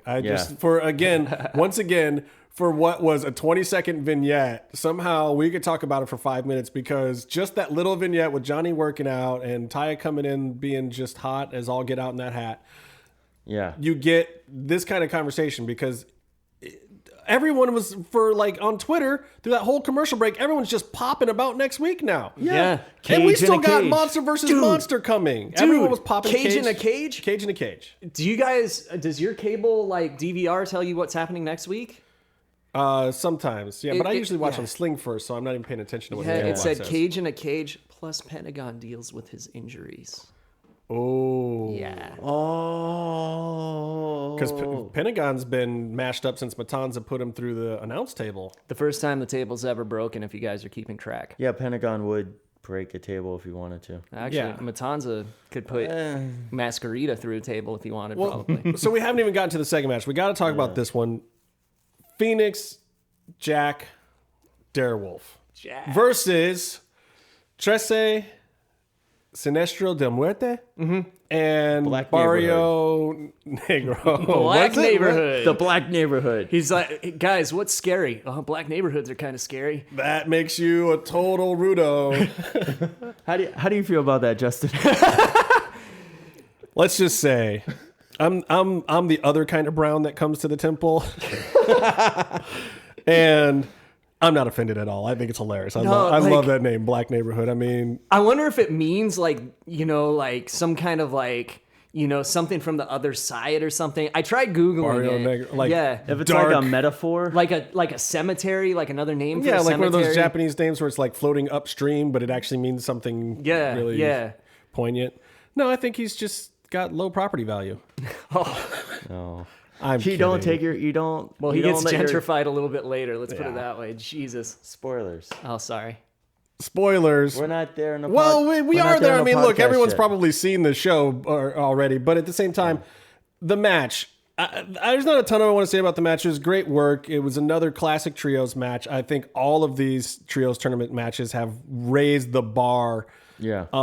I mean, honestly, I think the 3 trios matches we've seen this year so far have all been better even than the latter trios title match last year where Evil East was on the broken leg. Yeah, well, those are all gimmick matches. Those are all gimmick matches with the broken leg, and they did a great job. And the story behind those matches, Yeah, story drove those were, completely. yeah, those But are the better. work yeah. in every single one of these so Yeah. far in this season has been astronomical For Like, teams that never team with each other. Yeah, I don't know Yeah. if they were all working all week long to perfect this stuff, because these are people who go out on the indies and they wrestle other people all the time. They're not necessarily wrestling with each other all that much. They come together in the temple for a couple tapings a month on the weekends.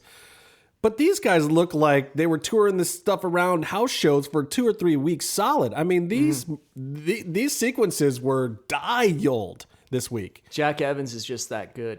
Jack Evans you can put him in a cardboard box and he'd make it worth watching. It was.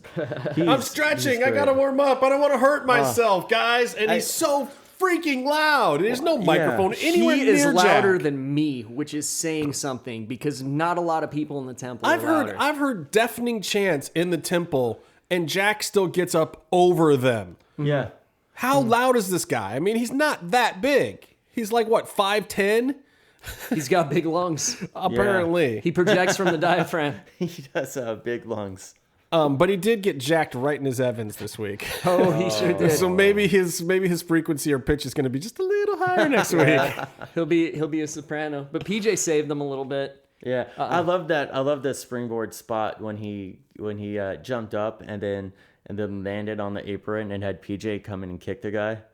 Dude, my favorite was the hook kick with the crane pose. Oh, Yeah, That was pretty good. I love Warmed my also heart. how he's throwing that better version of the Thunder or Trouble in Paradise. Like, He did it first anyway. oh, he did. Yeah, he did it like a decade ago. But Kofi doesn't even throw it anymore because I think Right. he actually hurts people. Freaking a little stiff there, Kofi. Yeah. It was a great match, and honestly, I have to say I'm thoroughly surprised by how entertaining the work with Phoenix, PJ, and Jack was together. Like, Yeah. I just did not imagine that it was going to really have that kind of flow, but like story-wise in the ring, great storytelling.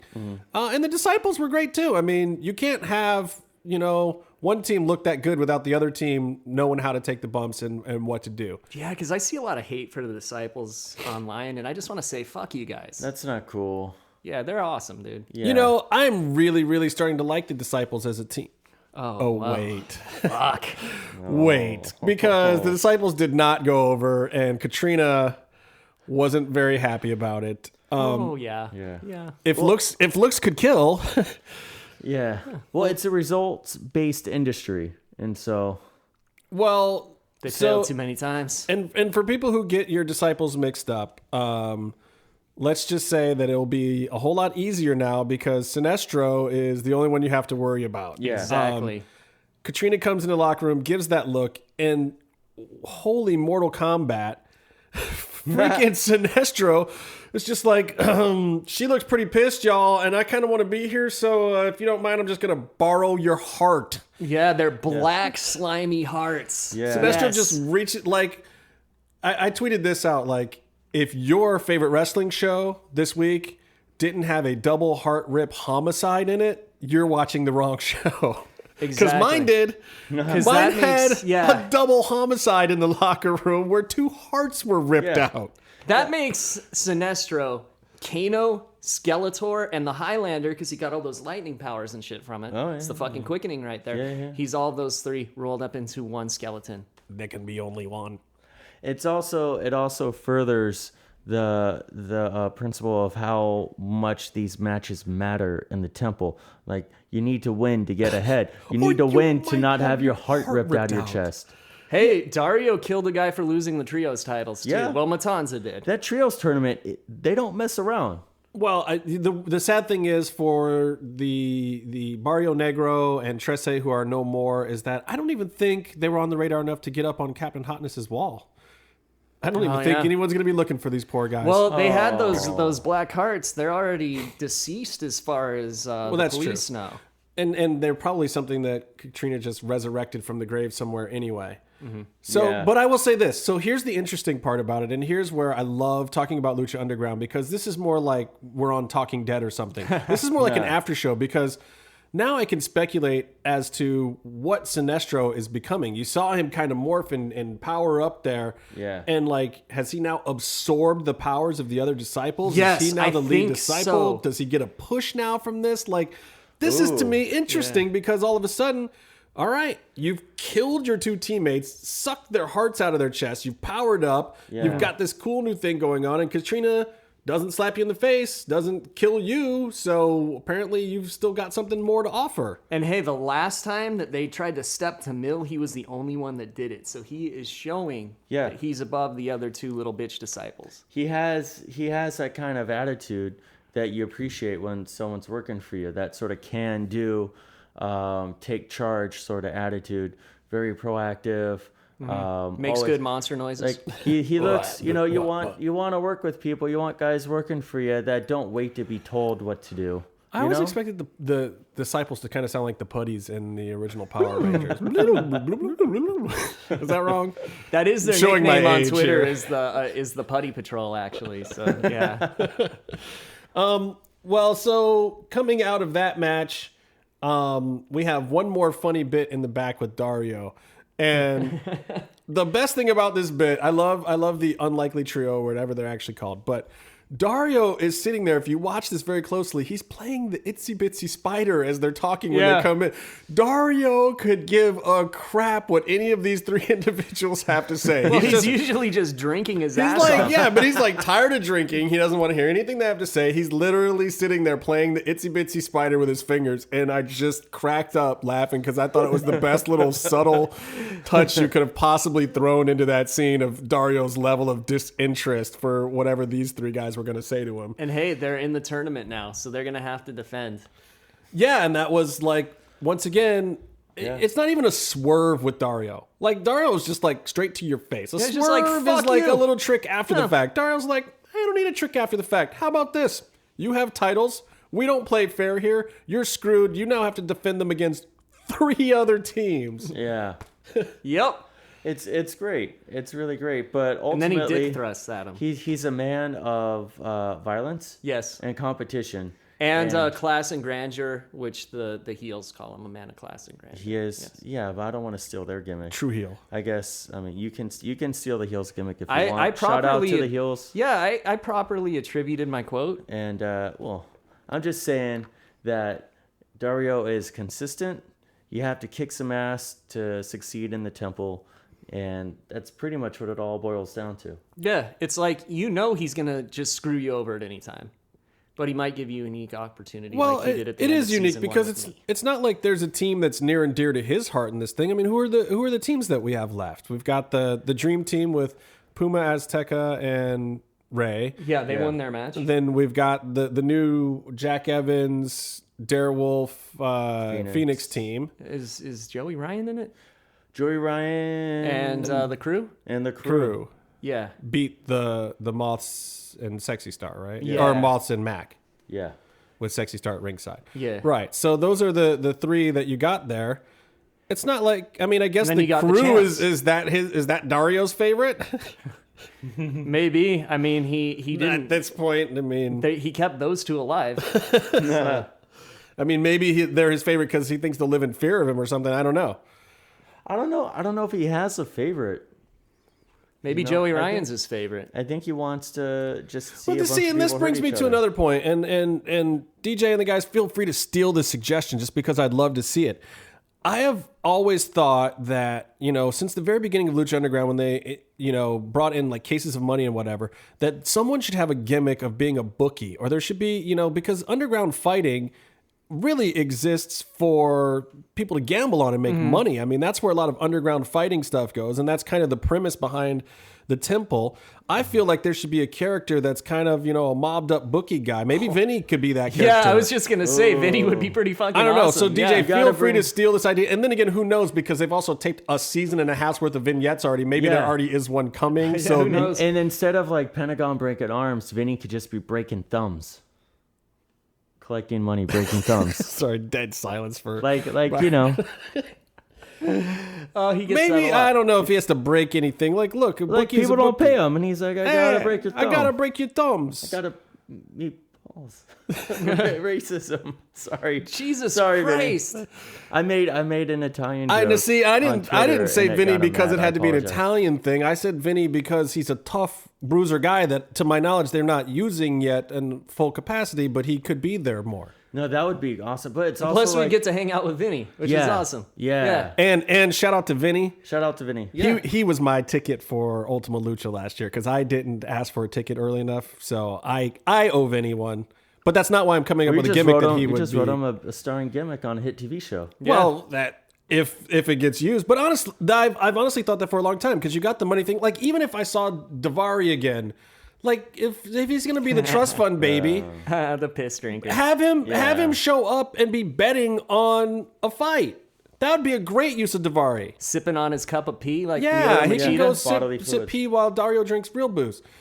You know, seriously, like I just think it'd be a great concept because I think it's something from the underground fighting world, and they touched on it a little bit in the between season segment or whatever, where Dario goes off and comes back, and he's off somewhere else in some underground thing, and those guys who get in the car, it's like you want to go to underground fights because you want to bet on some crazy underground stuff that you can't see on TV. So I just thought it would be a cool gimmick. We can move on, but that's one of the things I love about Lucha Underground. I look at it like a regular TV show where I'm like, ooh, I want to see this character do this, or ooh, this storyline makes me want to see this kind of thing. You know, I just think I it'd be keep a good trying to addition. I keep making bets with DJ and Chris Roach about the winners of the matches, and I keep losing. It sucks. I wonder why. That's weird. So we got to get to Godzilla versus Mechagodzilla. Oh yes, My TV almost fell off the wall during this dude, match. this is what wrestling is supposed to be. What, watching the Richter scale while the match is on? That's Yes. what wrestling is supposed to be, to make sure your house doesn't fall apart? We live in fucked Southern up- California, man. That shit's not cool. They shouldn't be wrestling those two guys against each other. Dude, two fucking monster, scary, fucked up dudes just beating the shit out of each other. That is what wrestling is. Yeah. At its No, finest. no, but here's the thing. Here's the thing why Lucha Underground is different. You've seen Monster versus Monster matches. Yeah. They'll lead them up to some big pay-per-view and other places, and you'll be like, ooh, I get to see these two.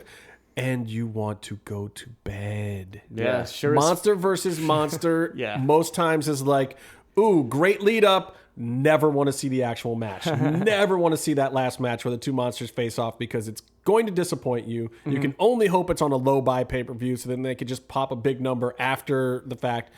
First of all, Lucha doesn't do pay-per-views, so they can't do that. So Monster versus Monster, if it's the headlining match, it has to live up to something. Right. How do you guys think they did? Matanza versus Mil Muertes. See, I'm a little biased because I was there, and it was pretty fucking exciting when you're fearing for your life the whole time. And plus, I said, Mill, use the cooler, and he started using the cooler. Hire me as your manager. Katrina, she's not doing things for Yeah, you. Matanza, you hear that? If you're somewhere taking Tylenol because your head hurts, Casey's the one that told him to use the cooler on your dome. You know, honestly, after he continued the match after that leg injury, I don't want to fuck with Matanza at all, man. Oh, yeah. Stryker called out that it looked like he broke his leg falling out the ring. And, dude, did you... Yeah. Live, we were concerned. We thought everything was Well, going to be done. and now see, it played out pretty fast on TV, and I remember having heard about that right after it happened, but was it edited down? Was there a No. break? I mean, he just kept rolling. He just kept rolling. Dude has fucking mystical recuperating powers on TV and in real life because he continued the match. There wasn't a whole lot of downtime. Like, doctors didn't come check on him. He just Well, fucking he is a kept very going. athletic guy. He is Yeah. a Mr. Athletic kind of guy. Yeah, yeah. What does that look for? I don't know. It's almost like he was the one who was chosen for that role because he was so athletic. But Very athletic. yeah. But why are you guys saying athletics so much? I don't know. I'm just Why saying. did I just say chosen one? Chosen one, athletic. No, but seriously, I do think that is one of the things about Lucha Underground that's awesome is when you have something like that, you have a storyline that you want to do, they can just bring in the person that is perfect for it. Yeah. And I don't think it hurts to break kayfabe with this, and I'm not necessarily going to completely go there, but I'm just saying bringing people into certain parts and certain roles, like if DJ and Eric and those guys come up with an idea that they think is going to sell, like, obviously they had the idea for Dario's brother being a monster for a long time. It's a storyline that they played out very slowly to this point now where you can take the two biggest monsters, guys who have actually very similar storylines in the show. Mm-hmm. They both have talismans that control them. Yeah. They're both giant monsters. They both squashed half the field out there. Mm-hmm. And now you get this payoff. Like, how can you do two storylines that are right there, not feel like it's repetitive at all, and then they just mash each other in this match? They set it up that both guys have no fucking competition except each other. Yeah. Right. I mean, even Pentagon at this point was taken out of the picture, which everyone thought would be, by both guys in this match. Yeah. And the conclusion of the match where it was basically just a no contest. Ooh, that's... Wait. Because I have to point you were there. out. I'm just trying, working up to this spot. Did you have any feeling that there was going to even be a high spot between these two giant men? Until they started fighting up the stairs, and then I'm like, fucked up shit's going to happen. But before that, I want to point out, speaking of filling roles, Jefe, fucking Dario Cueto, Luis Fernandez Gil, whatever you want to call him. Yeah. Not a wrestler. Not a wrestler. Oh, the concrete. Yeah. So I watched this last night. And we had talked a couple weeks ago, and actually I think I said it last week. I was like, has Dario ever bumped?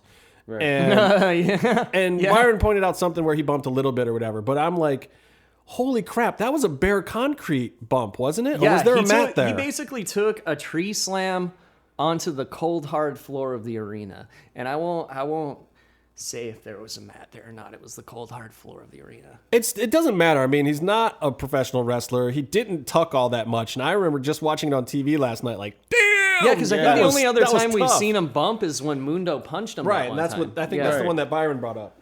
Yeah. Well, hey, kudos to him. And then I was afraid for Katrina's life too, because you really don't want to be smacking Matanza around ever. I guess it's okay if you got Mill there to protect you, but Mill was lying out on the other side of the ring. And I'm like, please don't kill off Katrina. Like, this is how this show gets me. I'm like, oh my God, don't kill off Katrina because I will never want to watch again, but I'll have to watch. And I was just like distraught. It's funny because when he brought Matanza up to the top, he acted like he was going to throw him off of the top directly onto me. So I moved the fuck out of my seat. Yeah, that's there's like two rules to going to a Lucha Underground taping. Rule number 1 is you cheer for Pentagon. Rule number 2 is if a wrestler looks at you, you move out of your seat. You just get out of the way. I will just say on several occasions, I have seen people not do that. If you're sitting on floor seats, doesn't matter if it's the wooden chairs on the hard camera side or the bleachers on the other side, like, dude, a spot is probably going to get worked in your area. Yeah. And as informed a crowd as the Temple is, people learn. Either you're going to bump as part of the spot or move. And hey, you know what? I don't mind bumping as part of the spot. No, like I'm not going to ruin anyone's fucking moves. If you see me, Casey, and Byron there, any of the workers in Lucha, and you want to throw somebody on us, we'll catch them. We'll try, yeah. And I've been to shows and I've caught people before. I've caught people off. I caught Jerry Lynn off of a dive where he missed a Rob Van Dam spot once. Like, look, I'll catch you. I'll do my best, man. I'll play my part. I'll bump for you, whatever. But blade a little bit, But at the same time, dude, if you're not gonna do that, move now, your I ass. do get the sides out of the way. The sides, it's hard to get out of the way. Yeah, no, the sides. I've seen my boy Alex get Fenix thrown at him pretty hard. Shout out to the Bala Club. That wasn't Alex's fault. Shit just kind of happened. It wasn't really anyone's fault. It's just, it's what release forms are for. But yes, look, if Matanza especially, who has been known to hurt people in the audience, not the crowd members, but hurt other wrestlers by coming into the audience and destroying them physically on the floor, just get out of the way. Mill parts the water like Moses anyway. Yeah. You know? Mill will push you, but Matanza just points and yells. Just Yeah. So, like, look, Matanza's coming your direction, and if you're not prepared for some violence to be performed on you or around you, then just move. As someone who's had Matanza choke the life out of someone in my very seat, I agree with what you're saying. So the final spot, like, they're working it, and on the third time watching it, it took me the third time to see that, there was kind of a gag there or whatever, and they were playing around it. But I'm here to tell you, on the first viewing, I had no clue. And I'm talking about, I've had friends who were at this show. Nobody told me this was coming. I wasn't at this taping. Yeah. I'm watching this thing at home like, what happened? Like, I was not expecting that spot at the end, and down into the office where I think they got teleported to Monster Island. I don't know what happened. All that booze that Dario had, I hope it didn't get spilt I think it's kind of up on the wall where the tables Hey, used you to never be. know where those dudes landed. You know, on the bull. he could have landed on the bull, got it like the horns right up the anus, so you never know. So kudos on what was a phenomenal episode. Could not even believe what I saw. The ending put it way over the top. I was not expecting it. It's the perfect way to end a monster mash, because these are two guys where you can't really have one of them go over the other one. Not yet. And now so it it means we're going to see it again, which is fucking awesome. It made sense. These guys are going to beat each other until they can't go anymore. Well, and so where does it go from here? And I know you probably know because you've been there and you can't really say. But I'm not saying I shit. have no clue where you take this storyline from here. I mean, I just like, as a TV show, Good places. I want to see Pentagon get back in the mix. I want to see, like, maybe Puma, if the trios thing doesn't work out, back in this title picture. But like, at that point, when they go through the roof, I don't even know if I cared about the title anymore. I'm just like, holy crap. Do we even have a fucking champion? He went through the roof. We don't know what happened. I mean, it's We a don't know what DQ, so happened the to belt them. stays, I'm guessing, right? It's just the match Well, has I just wonder- ended. Yeah, it just ended. So the belt No doesn't contest. change hands. No It's no contest. contest. Matanza's still your champ, and But it's two guys who are more built for destruction than winning. So I think it makes sense that they just destroyed the whole match. well, so how do you get the belt off of Matanza? Is Aztec Warfare like the only way where you have 20 guys beat him up or something? I think mean, you ask Dario very nicely and offer him a lot of money to just take it off his brother? I think you get like a vat of Yeah. acid and put it at ringside. Well, and, here's like, the one knock him thing into it. I'll say about it, and we talked about this when you weren't here, but I thought that the key to beating Matanza is very literally the key. And I also said at that point in time that I thought the great long-term picture of the angle would be to bring Vampiro into it, where Vampiro gets the key and somehow he's using that to try to get some kind of reaction out of Pentagon. Or he stabs it in his fucking eye socket. And that's how you beat Matanza. I popped really hard, though, because right at the beginning of the match, Vampiro starts talking about the key, and he's asking about, oh, what does that key mean? What does that key do? So I was just like, oh, holy crap, maybe they actually go that direction. Dude, like, you know I what was I so do? stoked. And it's just one of those little teasers that maybe it means something, maybe it doesn't. You guys see Friday the 13th, part 4 of the final chapter? That's how you get rid of Matanza. You have Corey Feldman come in and get the key and stick it in his head, and then he falls on it. And then he hacks him to pieces with it. Okay. I'd like to see I'd buy the that. first part where Pins him. Corey Feldman gets into the temple, and then He can sit see- by me. and then see what happens to him after that. It couldn't be any worse than his actual career now. No. It Oh, you couldn't. hear about former WCW World Heavyweight Champion David Arquette trying to pitch a character to be like a drunk manager in the temple? Yeah, Wait, less said about Did that, you better. actually preface his name with his appropriate title of former WCW World Heavyweight Yeah, Champ? he's not the champ anymore. He's an ex-champ. Right. Lost Okay. it to Double J. But speaking of celebrity gimmicks, Holy shit! the show was not over. If anyone turned it off, and I know a lot of people probably just ran out of the room screaming to see if the foundational structure of their homes was still intact after that last spot. ducking and covering and There is another segment with my favorite, Captain Hotness. Shout out Shout out to Captain Hotness. Captain Hotness. Why do you guys keep shouting out Captain Hotness? What's up? Because it was just funny. Like I couldn't remember her character's name. It's Captain Velasquez, right? Vasquez? Vasquez, And, like the canyon. I couldn't remember her character's name, so I just started calling her Captain Hotness, and a couple people caught on to it on Twitter and have made fun of me to her on Twiter, but she actually liked it, so now I just always call her Captain Hotness. Well, it works. I don't see what the joke is. No, it's great. It's perfect. Yeah. So Captain Hotness is in her office. We see the wall of the missing and gone, which is hilarious that these people have been basically put out of Lucha Underground and now they have to be immortalized on the missing wall, on the milk carton wall. Such an epic post-show vignette. And it was so great to see ADR on there. So great. Where'd he go? Not many people care. Yeah. Nope. I heard he cried himself to death. Oh. Thanks, Johnny Mundo, for taking him to Slamtown. Yeah. Thank you, Mundo. I tried to start that chant at the first show after that, and you didn't. Well, because Johnny might, in fact, be a nicer person than us. He definitely made Lucha Underground a better place. Yeah.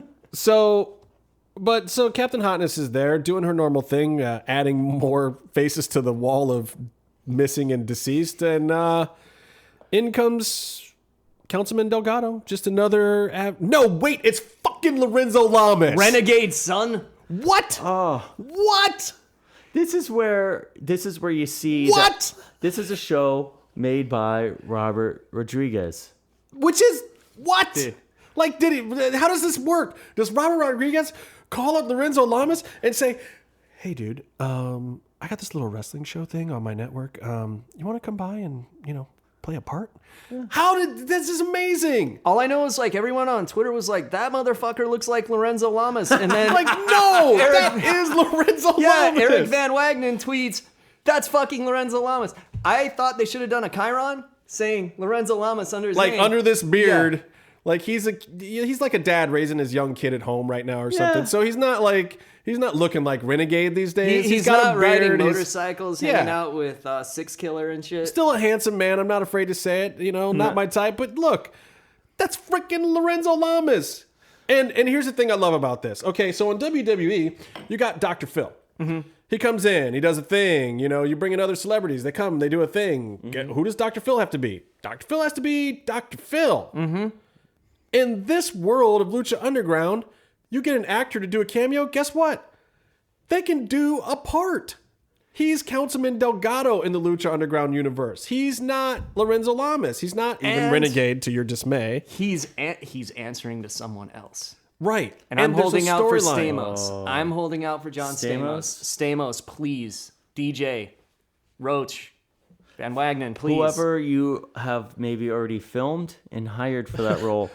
Which has probably already happened. Burn the footage. Burn the hard drives. Thanks, Casey, for dropping and kicking cans over. Woo! Is that burn the hard drives that footage is on. It's energy. Hire John Stamos. Do it again with John Stamos. Yeah, or me.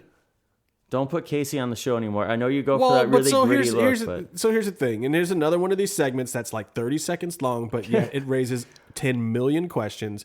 Councilman Delgado comes in, basically tells Captain Hotness to put the kibosh on the investigation into Dario, and she's like, why? What's your jurisdiction? He says, Boyle Heights, and then he drops the, no, my employer wants it. And she's like, who? The mayor? And he's like, no, not that fool.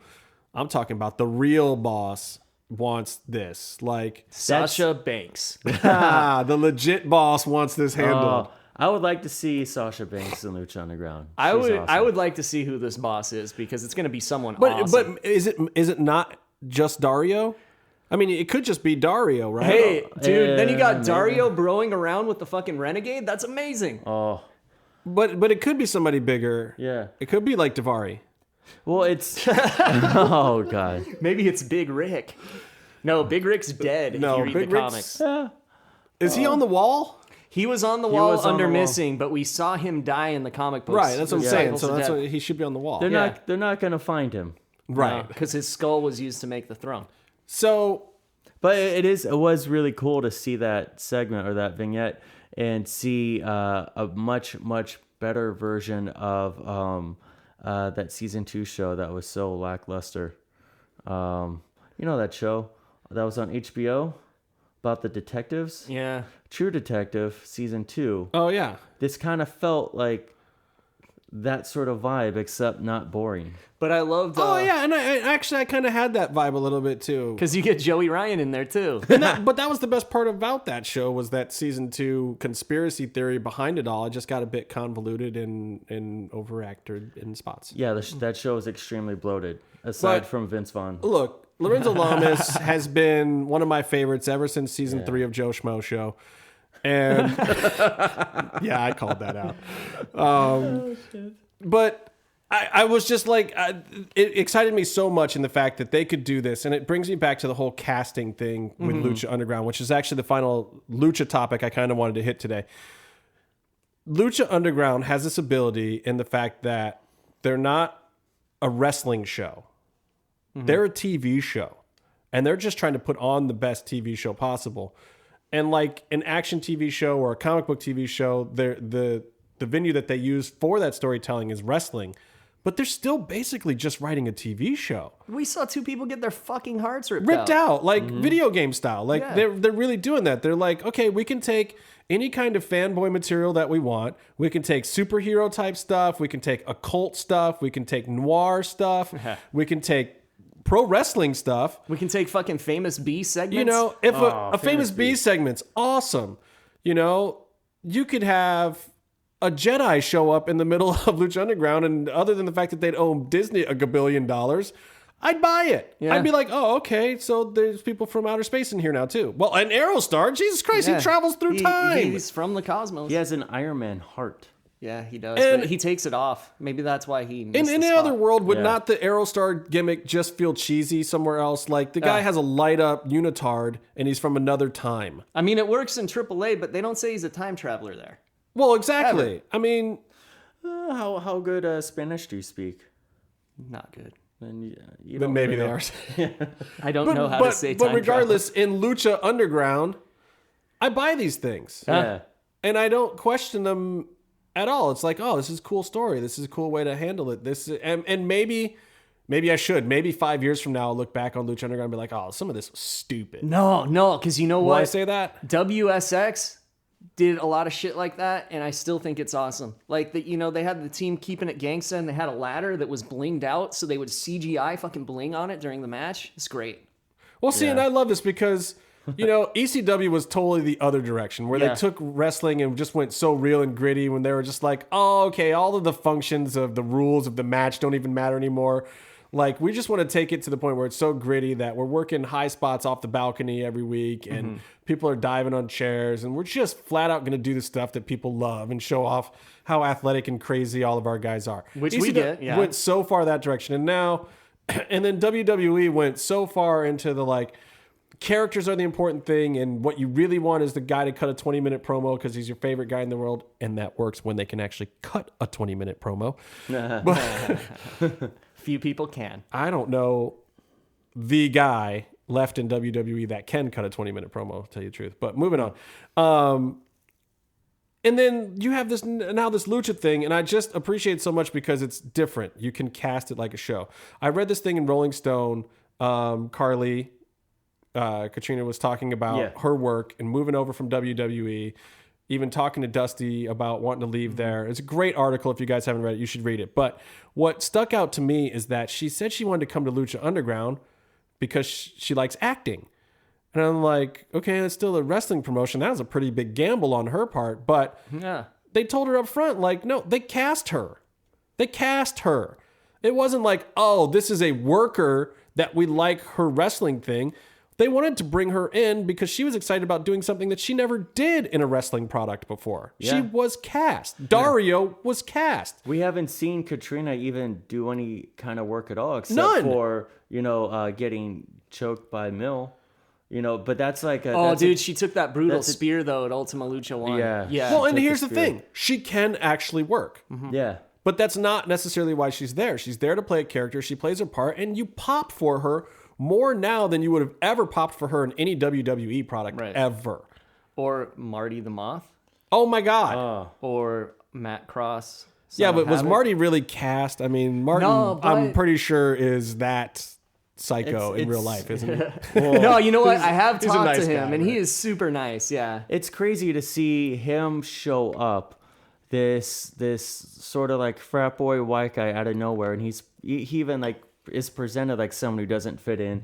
Fanboy asking, "Hey, can I come into the temple?" And Dario sort of lets him in, and you see Man him, after my own heart. yeah, and then you Right. see him get like beat up a whole bunch, and he's just silly. And I believe And I he was does- there at his debut. I was. Yeah, It was not. It was like he wasn't really getting over for the first 2.5 seconds, and then all of a sudden it was like, this is so weird and Yeah. awesome. Like you felt like you were seeing something. Yeah, he started being creepy and it worked. You see Yeah. the transformation or like the journey he's gone from that to like where you see him now in the ring, or yeah, it's just he's a big player. This And is a he's- guy who like had a small door opened up. He's and fucking good too. yeah. Well, he I just love this too because his storylines opened up and other people and like Killshot. yeah. Killshot, you know, and I don't know the whole story behind where the Killshot character came from, but it's obviously something that Lucha came up with. Yeah. And, you know, they fit a wrestler into the gimmick, but it feels like now it's taking on a certain life. And I think that's the potential of what Lucha is doing compared to what other places are doing. They're not saying, what gimmick could we give this guy? They're saying, we have a gimmick. Who do we cast for it? Well, they're more like characters than Right. gimmicks. Yeah. Yeah, like Prince Puma. Yeah. Right? Exactly. And it's, I don't think it's any secret. Ricochet is brought in to be Puma. Yeah, and you know, you got Cuerno with Hijo del Fantasma, you got Yeah. Mil Muertes with Macias, and it's like, this is shit everyone knows anyway, but Right. these character designs were around for a really long time. Like, they drew all the characters in 3 forms. So they had their ring gear, they had their entrance gear, and they had their casual gear. Like, all of Cuerno's sick-ass cowboy shit that he wears, Yeah. that was drawn beforehand. They came up with that. I love Mill in that dope ass suit. And that dope-ass suit was in the drawing. Yeah. Right. And it's just like it's awesome that they're taking this approach to it. And I don't think it's really been, don't get me wrong, wrestlers have been given gimmicks before, but this is different. This is casting, people. And this is part of the reason why Lucha Underground is superior in a lot of ways yeah. as a television show. Don't get me wrong, when you go see it live, it's also superior. But they're not touring around the country. They're not trying to do things that other people are doing. They're not trying to fill 60,000 seat stadiums. They don't need to, because that's not the end goal. The end goal is to tell a great story week to week. To do that, you need great writers, you need great casting, you need good music, you need a lot of things to lead into that, and they're really doing that. Shout out to ECNO for being the band of the week. They are probably my favorite That's band of your the favorite? week. They're the guys with the masks. The guys right? with the masks. Those yeah. guys are awesome. El Contigo Nuevo Hola. Not Rodriguez's band? You better not let him hear you Chingon say was that. pretty great. Yeah. Chingon was pretty great. That's a great band. But they didn't come out and dance with us in the stands. I'm so. pretty sure Mexican Dubweiser died in the comic. Because the guy was wearing that hat that got killed. So the M. Bison hat. Yeah. Well, so anything else you guys want to add about this week's Lucha Underground? I have one more topic I can get to today. Oh, let's get to it. You got anything else you want to add about it? Did you look like you... I enjoyed the show. Yeah, me too. It was a good one, and I'm once again I'm surprised that we had, you know, just weeks after weeks of really 10 out of 10. I'm gonna give this one another 10 out of 10, and I Yeah. can't even believe I'm saying that. Well, can I tell you next week's going to be a fucking 11? Because I was there and do not miss this show. I don't know if I can hang on that long. So I want to talk very quickly about the one thing that absolutely nobody is talking about: the return of John Jones. What? Yeah, I got to go back to MMA for a second here, because somehow in the tragic deaths that we had this week, Conor McGregor breaking the internet, another trending episode of Lucha Underground that by all means was another 10 out of 10. Everyone in our universe who would normally be talking about this could give a rat's ass about John freaking Jones finally coming back. Like 3 weeks ago, Fucking he's getting Connor. arrested again, and it's like all this big news, and then Daniel Cormier pulls out, and everyone's like, oh, it's P. John Jones, this, that, and the other thing. Like, he's doing a press conference right now that nobody is even watching. Nobody even cares. Everyone just wants to know, oh, is Connor still going to be on UFC 200? Or, Yeah. you know, rest in peace, Chyna. I got to post this Prince video. Poor John Jones, like he's worked so hard, or we think he's worked so hard. And he's below CM Punk on the newsworthiness scale. I know. It's amazing. And maybe it is because DC fell out of the fight. And like I said at the beginning, I think that coming out of this weekend, That will determine what happens at UFC 200. If you have a healthy John Jones making his return, who will be the interim champion, by the way, this is for a fake belt. Yeah. So, I mean, this is an actual title match, even though a lot of people don't consider interim titles legit. But That's I feel a weird thing. Look, I feel like if you're the number one contender and you're scheduled to fight the champion for a belt, that is when an interim title is appropriate if the champion is hurt. I feel like those are the occasions. Now, Frankie Edgar and Jose Aldo fighting for an interim belt when Conor is not hurt, that one's a little more suspect. I do believe that should be for an interim belt, but that's just because I think it's going to add to the hype later. And I also believe that it may just turn into the real belt because I don't know if we ever see Conor go back to 145, especially now with all this mess. It's going to turn into the real belt. I think Dana thinks that that's going to happen. I don't think it's going to happen. There's bigger money, bigger names, other people that he can fight that he could lose his next 5 fights. They'll all be huge fights and it won't matter. That belt doesn't matter to him anymore. Anyway, so John Jones fighting OSP, Ovince St. Preux for the title. My quick preview of the match. I heard John Jones say the most viciously awful thing the other day, which was that he was like, oh, maybe I'll just stand southpaw and just beat him up lefty all day. Like it was nothing. Like I'm just going to give you my game plan because everybody knows John Jones at his best. He has gone in and beaten dudes at their own game. Everyone said he couldn't beat Glover Teixeira with dirty boxing. He walked right inside that man and Glover is my boy. Glover's a friend. Like I've known Glover forever. And he was on that Tap Out show and that dude is fierce. I saw him knock a guy out in 7 seconds. Oh, I mean, just like the dude threw one punch, Glover threw one punch, and that dude's face flew off. Like, and John Jones, this is the man that John Jones just walks up to and is like, oh yeah, I'm gonna box you on the inside. I got no problem with that. And this is a guy who wrestled with wrestlers he takes it to them with their expertise. I mean, he was slamming Daniel Cormier when they fought. Daniel Cormier is an Olympic level wrestler. John Jones ain't got no big Olympic fucking dude. Yeah, he was a heavyweight before that. Like 2 fights before that, DC was still a heavyweight. Anyway, so the most terrifying thing I heard this whole week was John Jones just like, yeah, I don't know, maybe I'll just come at him southpaw. John Jones is not a left-handed fighter. If he says that he's going to come at you southpaw, I'm deathly afraid for OSP. Like I had a list of keys to victory for OSP. I think the key to victory for OSP is to be alive when this match is over, when this fight is done. I think the key to victory is to win a no contest due to drug test failure, but maybe that's just me. I mean, who knows? John Jones shows up all railed out. Maybe he has no, because then John Jones is not going to care, and he's going to be gritting his teeth, and he's just going to bite down his mouthpiece and destroy the man. I don't know. OSP, I think, is a great fighter. I think these guys would have fought eventually anyway. I was not upset. I was upset about DC falling out of the fight because that was a huge fight. But at the same time, I thought OSP deserved to be there. Everybody else in that top 5 or 6 or whatever had matches already. You don't want to destroy and blow up other cards. John needs a little bit of a tune-up. OSP gets a shot at the belt. I mean, I guess OSP's key to victory is to know that he's fought for a belt.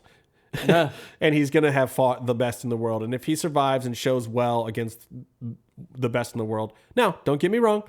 John Jones could come in with some ring rust. Yeah. Hey, Weidman, no one thought he had a chance, and he's the luckiest man alive twice. Wow. Yeah. It's true. It could happen. John Jones could maybe not be all there. Maybe all the extra weight that he was lifting, because a lot of people said he blew up too much and he should have stayed at heavyweight. Maybe the weight cuts hurting him a little bit. And John has not been around since they got rid of IV weight cuts too. I don't know if he was rehydrating with an IV. But, you've seen a lot of guys jump up in weight classes like Donald Cerrone recently and Benson Henderson. Yeah, and they just can't do it anymore. Guys who are big for their weight class. And John Jones, believe it or not, is a big light heavyweight. It's one of the reasons why his legs are so bone skinny, because he has to keep them that way to really hit that 205 weight class. I don't know. He probably walks at 240, 255. Yeah, geez. Somewhere in there. Yeah, big guy. I mean, his brothers are professional football players. Genetically, he's meant to be a large human being. So, keys for OSP to win. I would have said that his southpaw boxing and rotating right would have helped him. Maybe some footwork. I don't know. John Jones is a beast. So, other matches this week: Demetrius Johnson versus gold medalist, another Olympian gold medalist, Henry Cejudo. Not too many people, though, give Henry really a shot. This is a kid who won the Olympics. Right. I mean, who knows? DJ is in the lightest weight class in the UFC. Maybe there is no one at that weight that can beat him. And he, unlike everyone else, is saying he is not going to jump up in weight classes for super fights. He doesn't care. He wants to beat Anderson Silva's record for wins.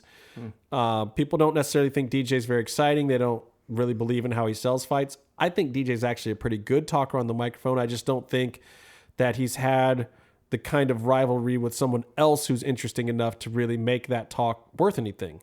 I think this is a guy that after his career is over, we're going to look back on Demetrius Johnson and we're going to say, that dude was legit one of the best fighters ever. And he was underappreciated in his time. It happens to a lot of people in a lot of sports, you know? Yeah. I don't think that DJ is any different. But him versus Henry Cejudo, I'm going to predict that DJ wins this one. I'm going to predict it goes long. It may even go the full 5. So have a cup of coffee, have a drink Yeah, but it's ready. going to be a fast-paced 5. So It's going to look like a blur on your TV screen. It's going to be, you know, flash crossover on Supergirl. It's going to be running in circles. But I expect that Henry will be one of the toughest challenges. Henry does have some ways to beat him. Obviously, with his wrestling is one of them. We'll see. Just don't know. But I'm putting my money on DJ for that one. Edson Barbosa versus Anthony Pettis. I am one of the few people. I like Anthony Pettis. I love his moves. I love his flip kick off the cage. Yeah. He is a very exciting fighter. I, however, think he was always overrated. Do you think he was overrated? You know, when I see him in big money fights, yeah.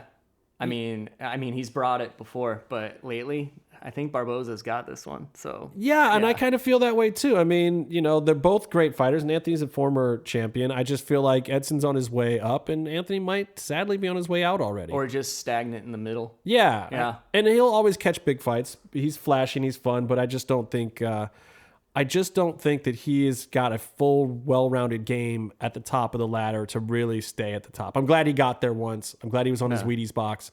But which is so fucking cool. I see a lot of guys out there to me at 155 that could put a hurt on him. And honestly, when his contract is up, I'd love to see him negotiate and find his way to Bellator, because I think in Bellator he'll be more exciting. He'll be at the top of the card. He'll be helping the sport more. He'll fight Henderson again. Oh yeah, and he'll have Bindo over there. Though Bindo's fighting tonight, which is, you know, a very little talked about story, is Hendo jumped over Benson Henderson, by the way. Bindo, not Dan Henderson. Which would be awesome, too. Jumped over to Bellator when he came up for free agency. He looked around to see what his contract could do for him, and he just liked what Bellator is offering. You can still do sponsorships in Bellator. You don't have to wear that Reebok crap. You can do whatever, you know. And honestly, for a guy like Benson Henderson, who's been a champion, he can probably pull in way more money in Bellator. Fuck that Reebok shit. It screws up the video game, too. Yeah. I can't even customize my character properly. And he's another guy who making the weight cut to 55. He was a huge lightweight. That was a hard weight cut with no IV. He's probably going to be looking at more fights at 170 these days than 155. His choice to jump to Bellator, I think, was great. He did it in his prime. And if a few more guys do it like that in their prime, where you're seeing really a top caliber level, those guys who are in I would say the top 10% of the entire sport, if you get a few more of those guys over in Bellator, plus the homegrown ones, I think you really got something that might start to really compete with UFC. Instead of looking like the TNA of UFC. Well, it's just so hit and miss. I mean, you get these circus freak show fights, and then you get a couple of their really good guys or interesting guys like the Pitbull brothers or something, or being there, or Chandler or whatever.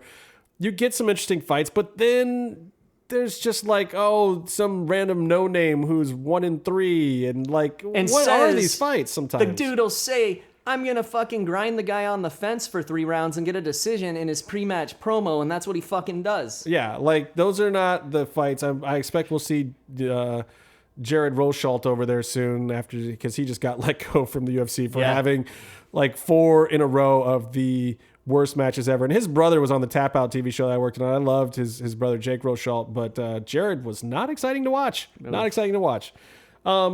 So you also got Robert Whittaker versus Rafael Natel. I think that's a toss-up. And Yara Rodriguez versus Byron's favorite fighter, Andre Touchy-Feely.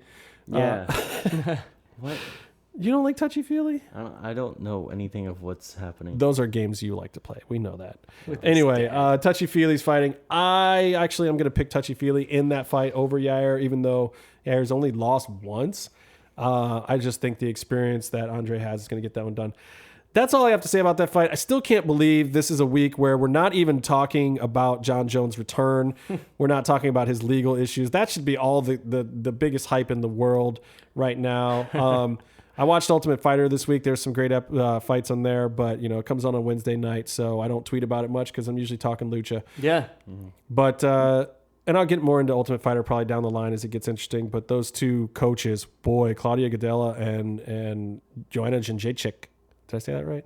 Joanna Champion. Those women do not like each other. They do not like each other. Like, you can just see in the faces of sometimes two people that, like Cormier and Jones, they don't like each other either. No. These are people who have genuine... Rampage and Evans. No. Yeah. So I'm interested in those things. It's going to be an exciting weekend. There's going to be a ton of news next week. You heard it from Casey. The next week's Lucha Underground should be great. And if you missed that, I'm fucking coming for you. I'll be interested to see what Eric Van Wagenen says about it, because his tweet this week got me stoked, and I was just like expecting a run-of-the-mill episode. And I guess it was a run-of-the-mill episode. Run-of-the-mill's 10 out of 10 for Lucha Underground these days. Yeah, get ready for an 11, guys. All right. Well, that's it for us. Anybody got anything else to add? Anything else to plug? Byron? No, I'm okay. All right, and thanks to our special call-in guest, hoping that Casey wasn't dead, Vinny Massaro. Thanks, Vinny. Making his appearance 2 weeks in a row here on Mass Match and Mayhem. Bumping the ratings. So until next time, stay calm and stay in the mix.